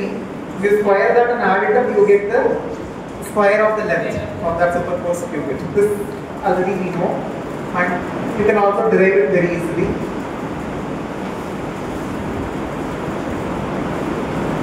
Do you want me to derive it? I think it can be derived very easily. Anyhow, you will see how it can be derived. So if you take the length of this sketch and square it, right? So we know that this can be formed by this bracket of V with itself. Right? What is the bracket of V with itself? This is V multiplied by the same V. What will happen here? This will be C1 squared bracket V1 with itself. Other than that, bracket of V1 with any of these will become 0 because they are orthonormal. So at the end, what you will end up with is only C1 squared, C2 squared up to Cn squared. That's how you got that relation.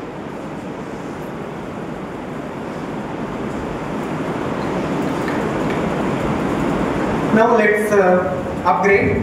We have been now till now dealing with only kets and bras, which are very simple units. Now we'll have to deal with matrices. Right? Why matrices? Because all quantum gates can be represented as matrices. Right? You cannot represent a quantum gate with just a column vector or a row vector. Qubit can be represented, of course, as a column vector, but the quantum gates, that is the entities that perform transformations on the qubits, they have to be represented through matrices. That's why discussion of matrices is also important when it comes to quantum algebra. Okay. We all know what is a matrix. This matrix A, right? If I write this matrix A to be bra A1, bra A2, what is the meaning of this? This bra corresponds to the first row of the matrix A and this bra corresponds to the second row of the matrix A. Similarly, if I express this matrix B as a cascade of two kets, so this B1 represents the first column of matrix B and B2 represents the second column of matrix B. Now, if I wanted to form a product AB, you can represent this product AB using the bracket symbolism very easily. Okay? So this A corresponds to bra A1, bra A2. This B corresponds to ket B1, ket B2. The usual rules of matrix multiplication. This is 2 cross 1 and this is 1 cross 2. So the result will be 2 cross 2 here. This is A1 multiplied by B1. Then A1 multiplied by B2. Then A2 multiplied by B1. A2 multiplied by B2. Okay? But in the bracket notation. That's okay. Now if you apply this computation to the matrix that we have here, you'll get the answer like this. This is just the dot product. Is this fine? So we've just defined matrix multiplication in the form of bracket notation. Okay? Why do we have to study matrices? The motivation is also clear. All quantum gates are transformations and those transformations are expressed using matrices. So we need to study matrices.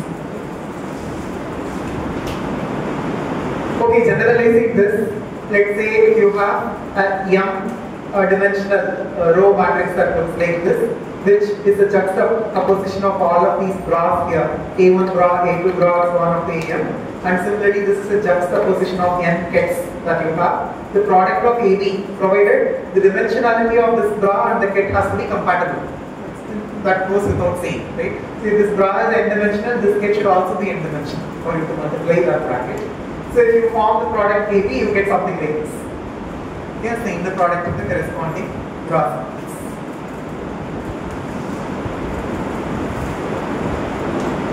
Okay, so far so good. Now let us see how do we check for orthonormality using this notation that we have studied. Okay. Now let us say that you have a matrix A that we have formed by juxtaposing these n bases whose orthonormality you wish to test. Right? You wish to test whether those n bases that you have B1 to Bn are orthonormal or not.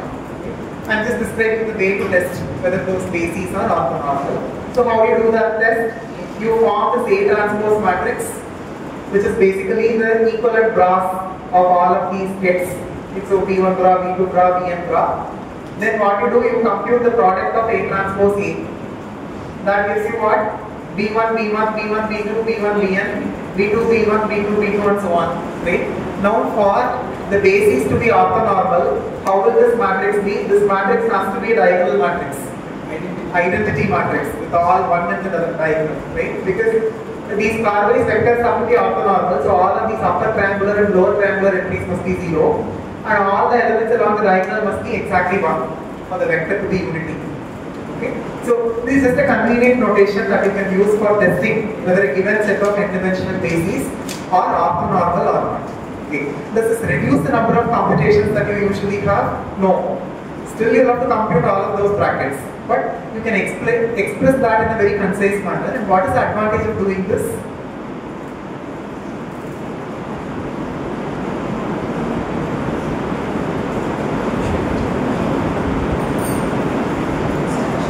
The advantage of doing this is basically to exploit the vector functional pipelines and the GPU functional pipelines.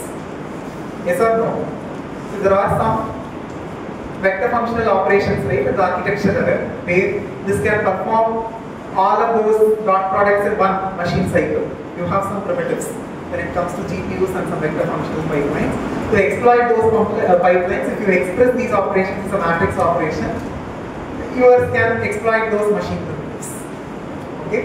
Especially when you work with hybrid quantum classical systems. Right? So most of the systems that we have are hybrid quantum classical systems. Right? They are not just pure quantum systems. Right? So even if you look at some of the research that I undertake, there are some operations that can be very efficiently done till date using classical machines, and there are some operations that can be very efficiently done using quantum machines. So when you write an algorithm, you bifurcate the algorithm into a classical part and a quantum part. So you can create a hybrid version of the algorithm. Some portion of the algorithm is run on a quantum machine, some portion of the algorithm is run on a classical machine. Okay? So if your solution is such quasi-quantum classical hybrid, then you can leverage.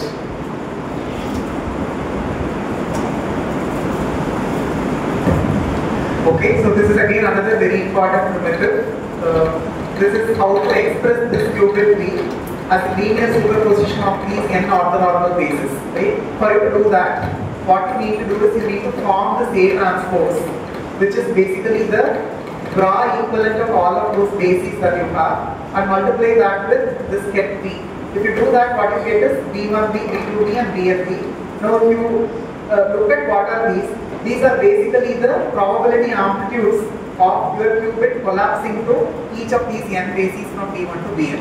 Okay? So given a qubit V, how do you find the superposition of that qubit on the given n orthonormal basis? It's by computing A transpose multiplied by the ket corresponding to that qubit. So that is a useful primitive to express linear superposition of the qubit over the given n orthonormal basis. See, now why are we discussing all this? Can you make a sense of why are we discussing all this? See, all of these are fundamental primitives for you to use. Right? So just like how if I want to teach C, first what I teach scanner, printf, I teach arithmetic operations, control flow operations and so on, right? Now all of these, how to do linear superposition, how to, so how to check for orthonormality, and how to construct the orthonormal basis. All of these are primitive operations when you develop quantum systems, quantum algorithms. Just like how you use scanner, printf, these becomes fundamental operations.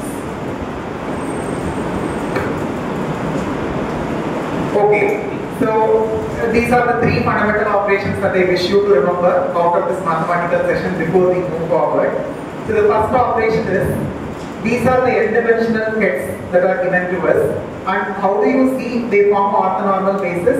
You arrange them in the form of a matrix A, you compute A transpose A and check if the matrix is the identity matrix. So that's the first primitive that we looked at. The second primitive is, given an orthonormal basis and a ket B, how do you express that B as a linear superposition of the orthonormal basis?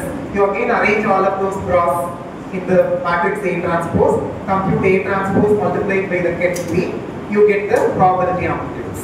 That's the result. Expressing the strength of the superposition with respect to each of those bases. And now, given an orthonormal basis, how do you actually find the length of this qubit that is expressed as a superposition of these bases? You take the probability amplitudes, square them, and add them, you get the length of this. Right? And if it is a qubit, this will be equal to 1.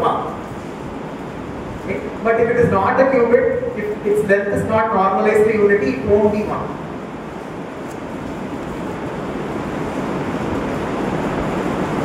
So far so good. Any doubts so far?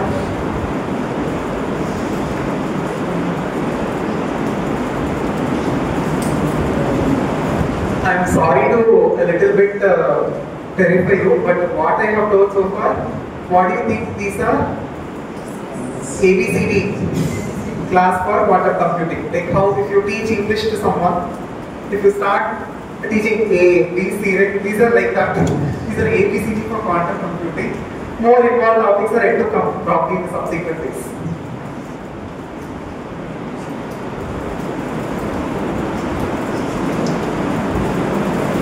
Fine.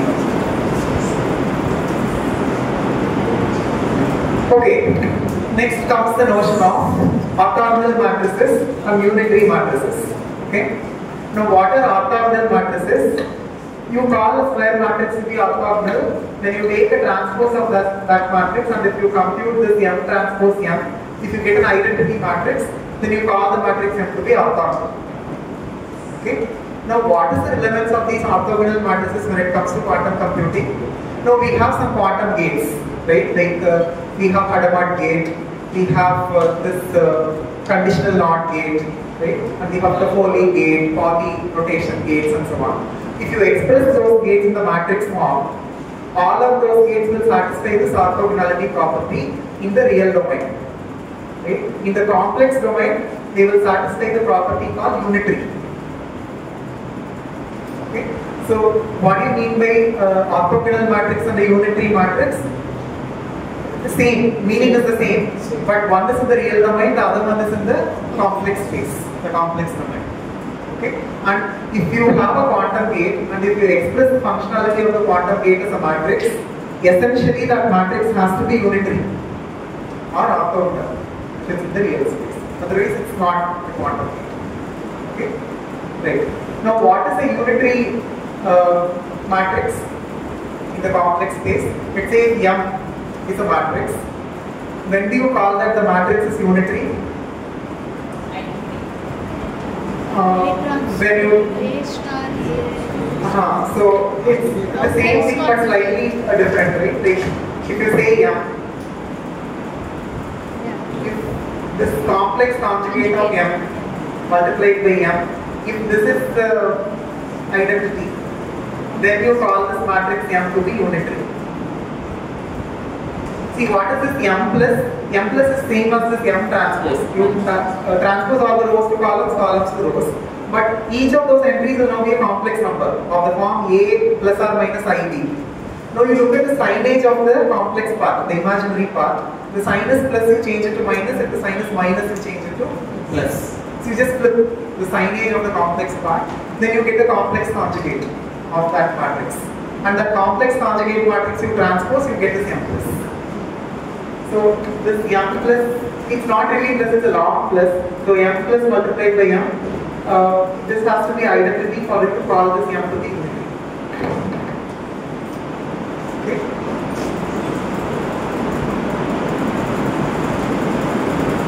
Right. Now, yeah, so that is already written there. That's what I noticed. And these are two important orthogonal matrices which you will, again and again use while computing, while constructing quantum circuits and algorithms, right? So this first matrix is what we call as a Hadamard matrix, right? Hadamard gate. And this one is a conditional NOT gate. A conditional NOT gate is what we usually use for entangling two qubits, right? Depending upon the state of one qubit, the other qubit will be conditionally flipped by the C0 gate. Okay? And if you see the arrangement of the C0 configuration, it's quite curious. These two will be as per the pattern 100010, but the last and the final row will be flipped. The penultimate row and the final row will be flipped.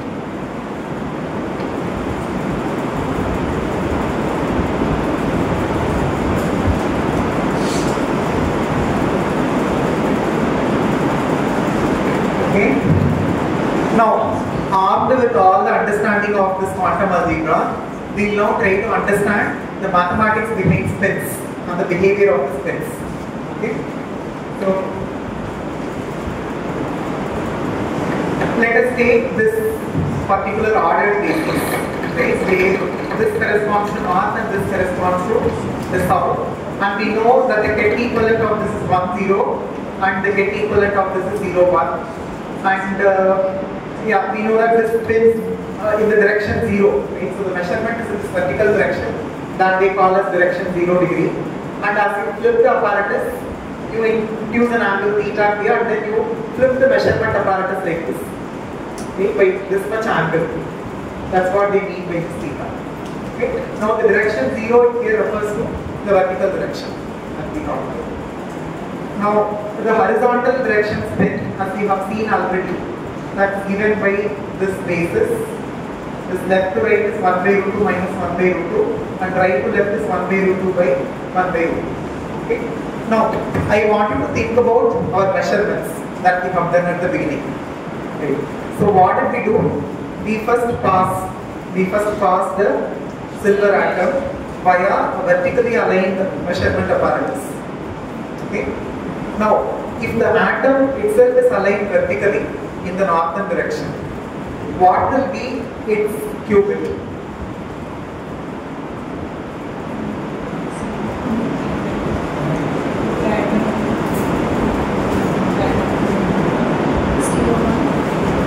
One zero.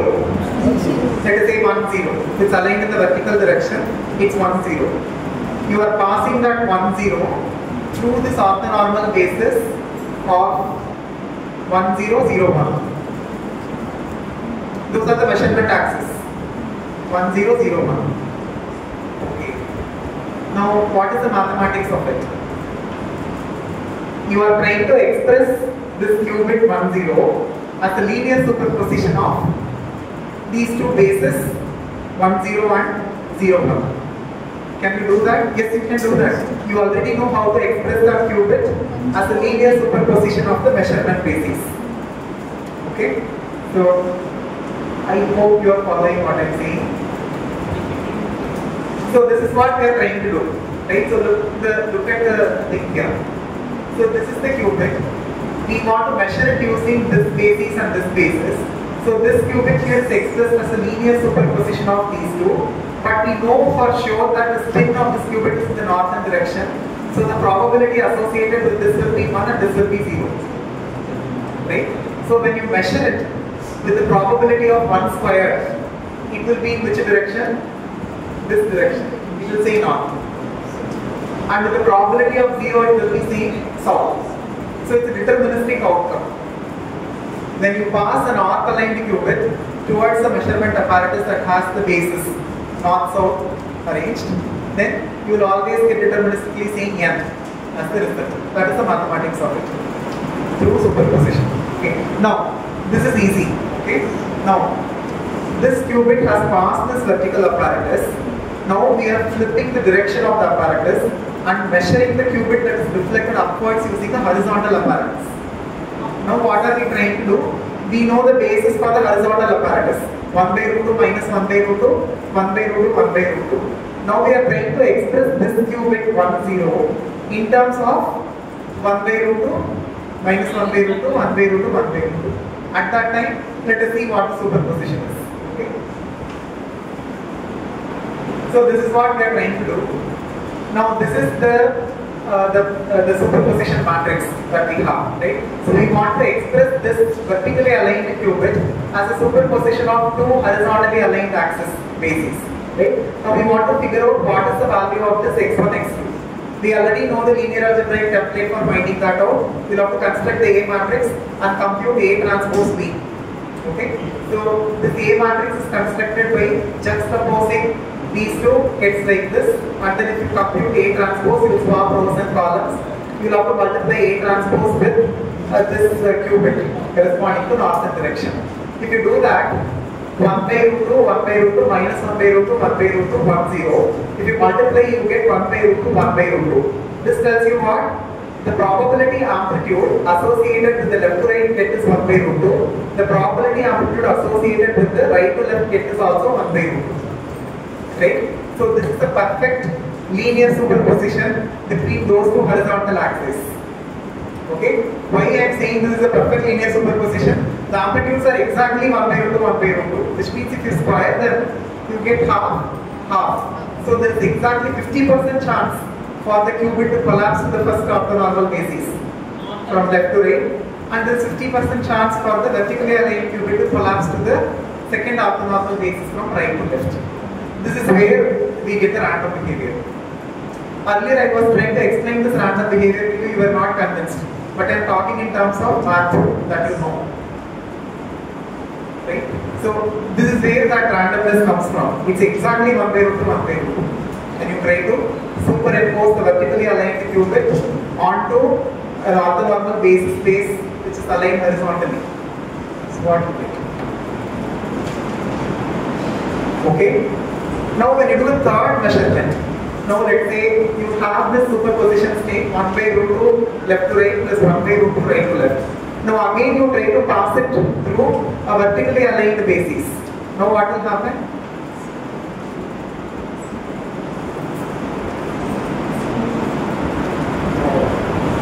Right? Now the state of the qubit is this, right? Take 1 by root 2, 1 by root 2. So it's linearly superimposed. Now third measurement you go and take. Again we claim that the third measurement is also random. Yes or no? So if you do the math, what should you get? Yeah, 1 by root 2 multiplied by the vertical direction and plus or minus 1 by root 2 multiplied by the south pointing direction. The signage is not important. It can be plus 1 by root 2 or minus 1 by root 2. But you will get the superimposed qubit of that form when you compute A transpose B.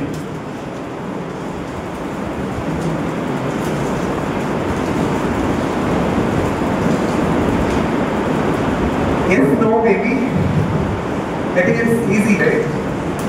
It is A transpose B. So what we are doing is we are expressing that B qubit as a linear superposition with respect to the n orthonormal bases. So that formula we look for n orthonormal bases if we just have two bases corresponding to this two directions of measurement, north, south and south.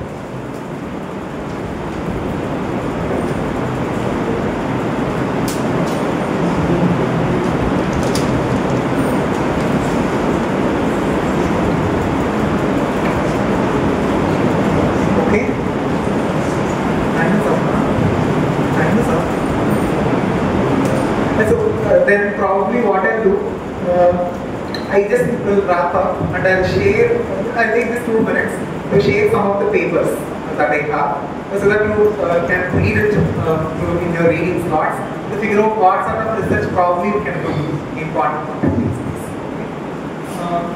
So to sum up, what we have looked so far is simple quantum algebraic operations, right? like orthogonality, right? Computing the length of a ket, right? Multiplication of a bra with a ket, the geometrical interpretation of adding kets, the geometrical interpretation of multiplying two kets and multiplying a scalar by a ket. All of those we have seen, geometrical interpretations. And based on those geometrical interpretations, we try interpreting the behavior of these experiments, right? So when you pass a silver atom through a magnetic apparatus, we saw some behavior, right? Like initially when the axis of the magnetic axis is aligned with the axis of the apparatus, then we got the right answer, either N or S. Then if you rotated the axis horizontally, we started getting random answers. Okay? Now we correlated that physical behavior with the help of the linear algebraic or quantum algebraic math we know, and it seems to tie up. Okay? So that's what we have seen so far. And we've also seen what is a qubit. What is a qubit? A qubit is a two-dimensional unit ket. That is a qubit. Qubit is a two-dimensional unit ket. That's all. It's a qubit. And we have seen three important properties of a qubit. What are those? Superposition, interference, and then entanglement. Okay, so we just at a high level understood what these three properties are, but the math of it is actually involved. We'll have to again discuss for a few more hours before we can understand the math of these three, right? But what we have done today is just a fundamental, absolute fundamental ABC of quantum computing. Please pardon me if I'm not able to cover everything, but I think if I go any more fast, you will not be able to probably follow. So I think as it's basics, it's fine. You are all now good with the basics. Whomsoever comes next, you will be able to fight with them to understand what they say. That's what I believe. Okay. And now, having said that, I just shared two papers of mine. Because this is again another question that people ask me a lot. What sort of research can we do in the quantum computing space?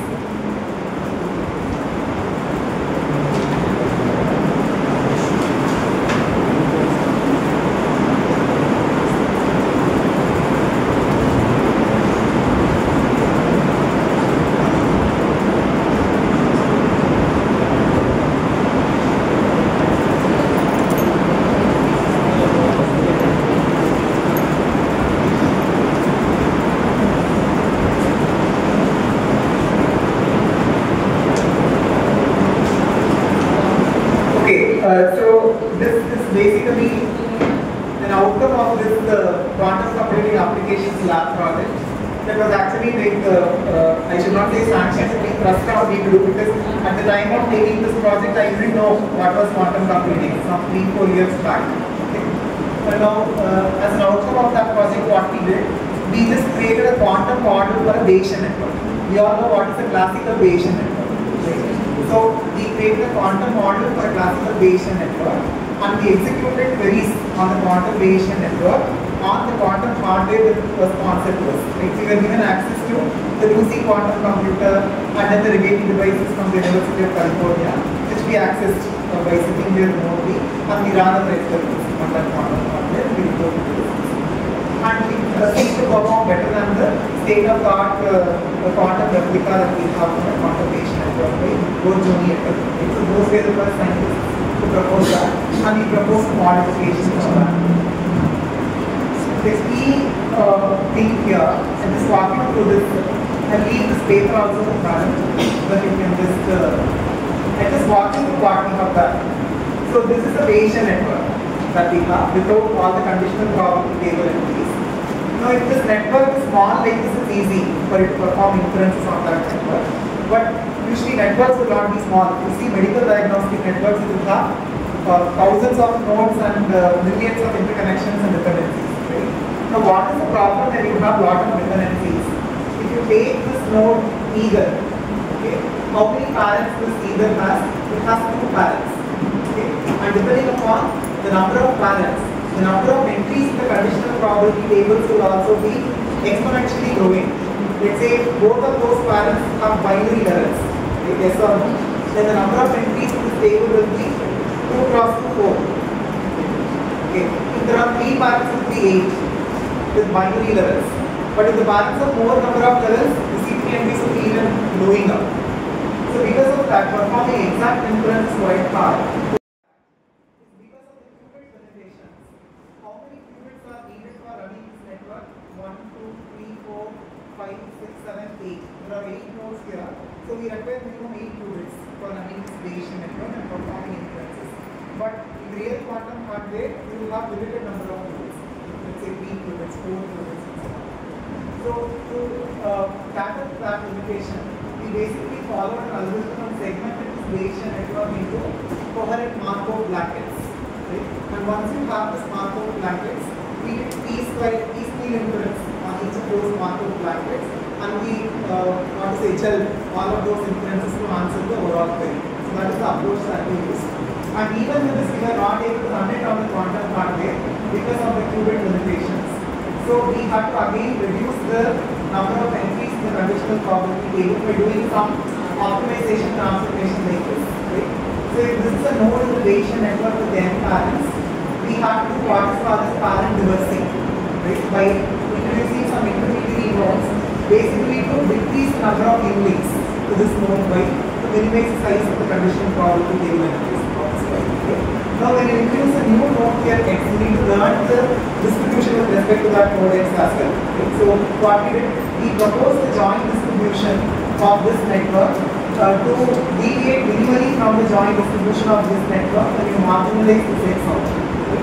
So we just ensure that we learn the parameters of this x in such a way that the AL divergence between the joint distribution of this network and then the distribution of this network after marginalizing x out are almost the same. Okay.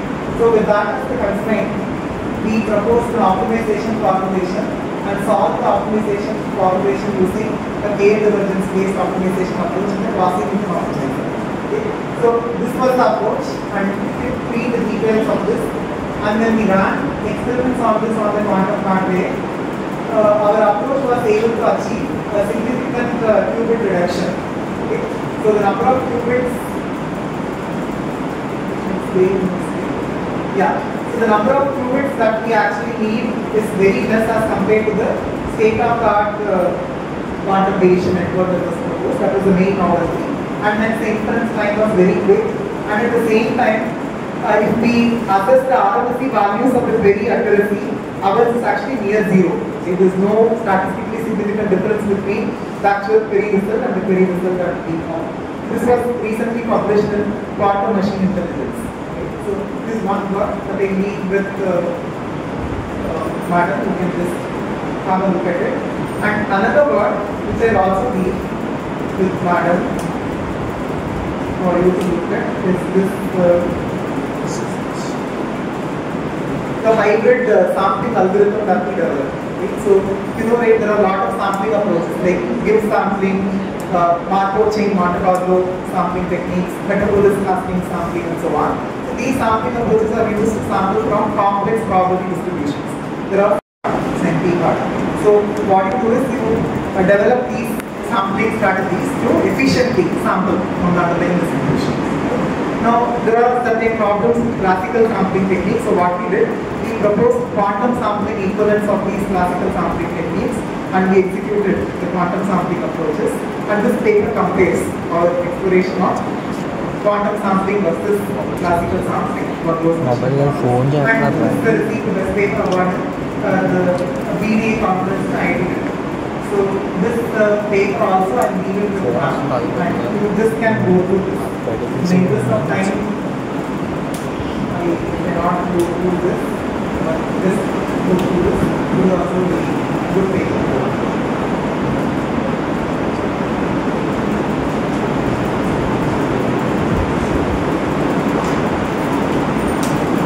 Yeah, the experimental section of this paper was done hurriedly, so it will not be very in details, but I think the methodological aspect is quite okay. Yes, so these 3 papers are leaving Madam.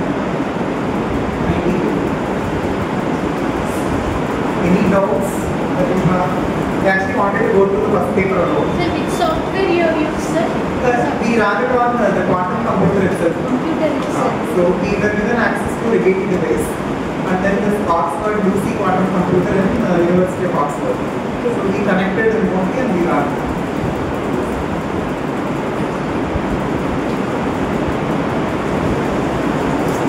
But there are quantum simulators as well, which you can try to begin with. There are some KISS from IBM, and then you have this AWS bracket simulators. All of those things. It's very easy. But another important point is that the decoherence errors that you get while running rate will be very high. Let's say a lot of decoupling errors and decoherence errors. Our quantum hardware are still not perfect. We are a long way away from any practical deployment. Because of that, you may have to run for multiple shots. Let's say the results that you see anyway reasonable are run across some billions of shots. Even one reviewer asked this: if you run it for these many number of shots, then where is the time saving? Then we bring it down to the hardware limitation. It's not really our methodological limitation. It's a current hardware. And in a way, right, you also probably will know that even cosmic showers will affect your measurement. Let's say on some day we got a lot of errors when we ran our experiments. Then we were shocked to see why suddenly a lot of errors are happening. On that day, meson showers were more from the cosmos towards there. So when subatomic particle showers are more, also the quantum hardware starts malfunctioning. So a lot of ifs and buts are there for modern research. Okay, I think I am done. Any doubts if you have?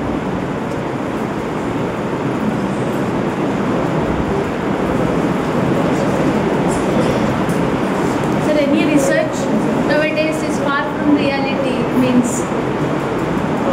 Actually, that is debatable. In fact, when the former VC sir was talking to me, Yes, sir. he was also expressing his wish. He was saying that, Karthik, don't be pessimistic.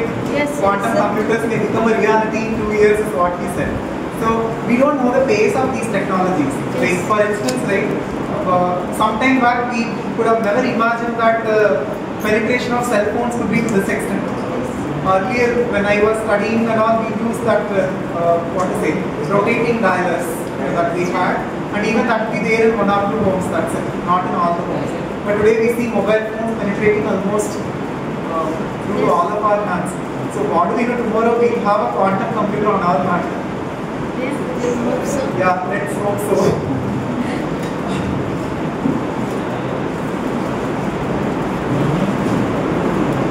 But when that happens, we should be ready as a researcher to leverage from the software perspective, from the mathematical model perspective. That's where we should aim for excellence.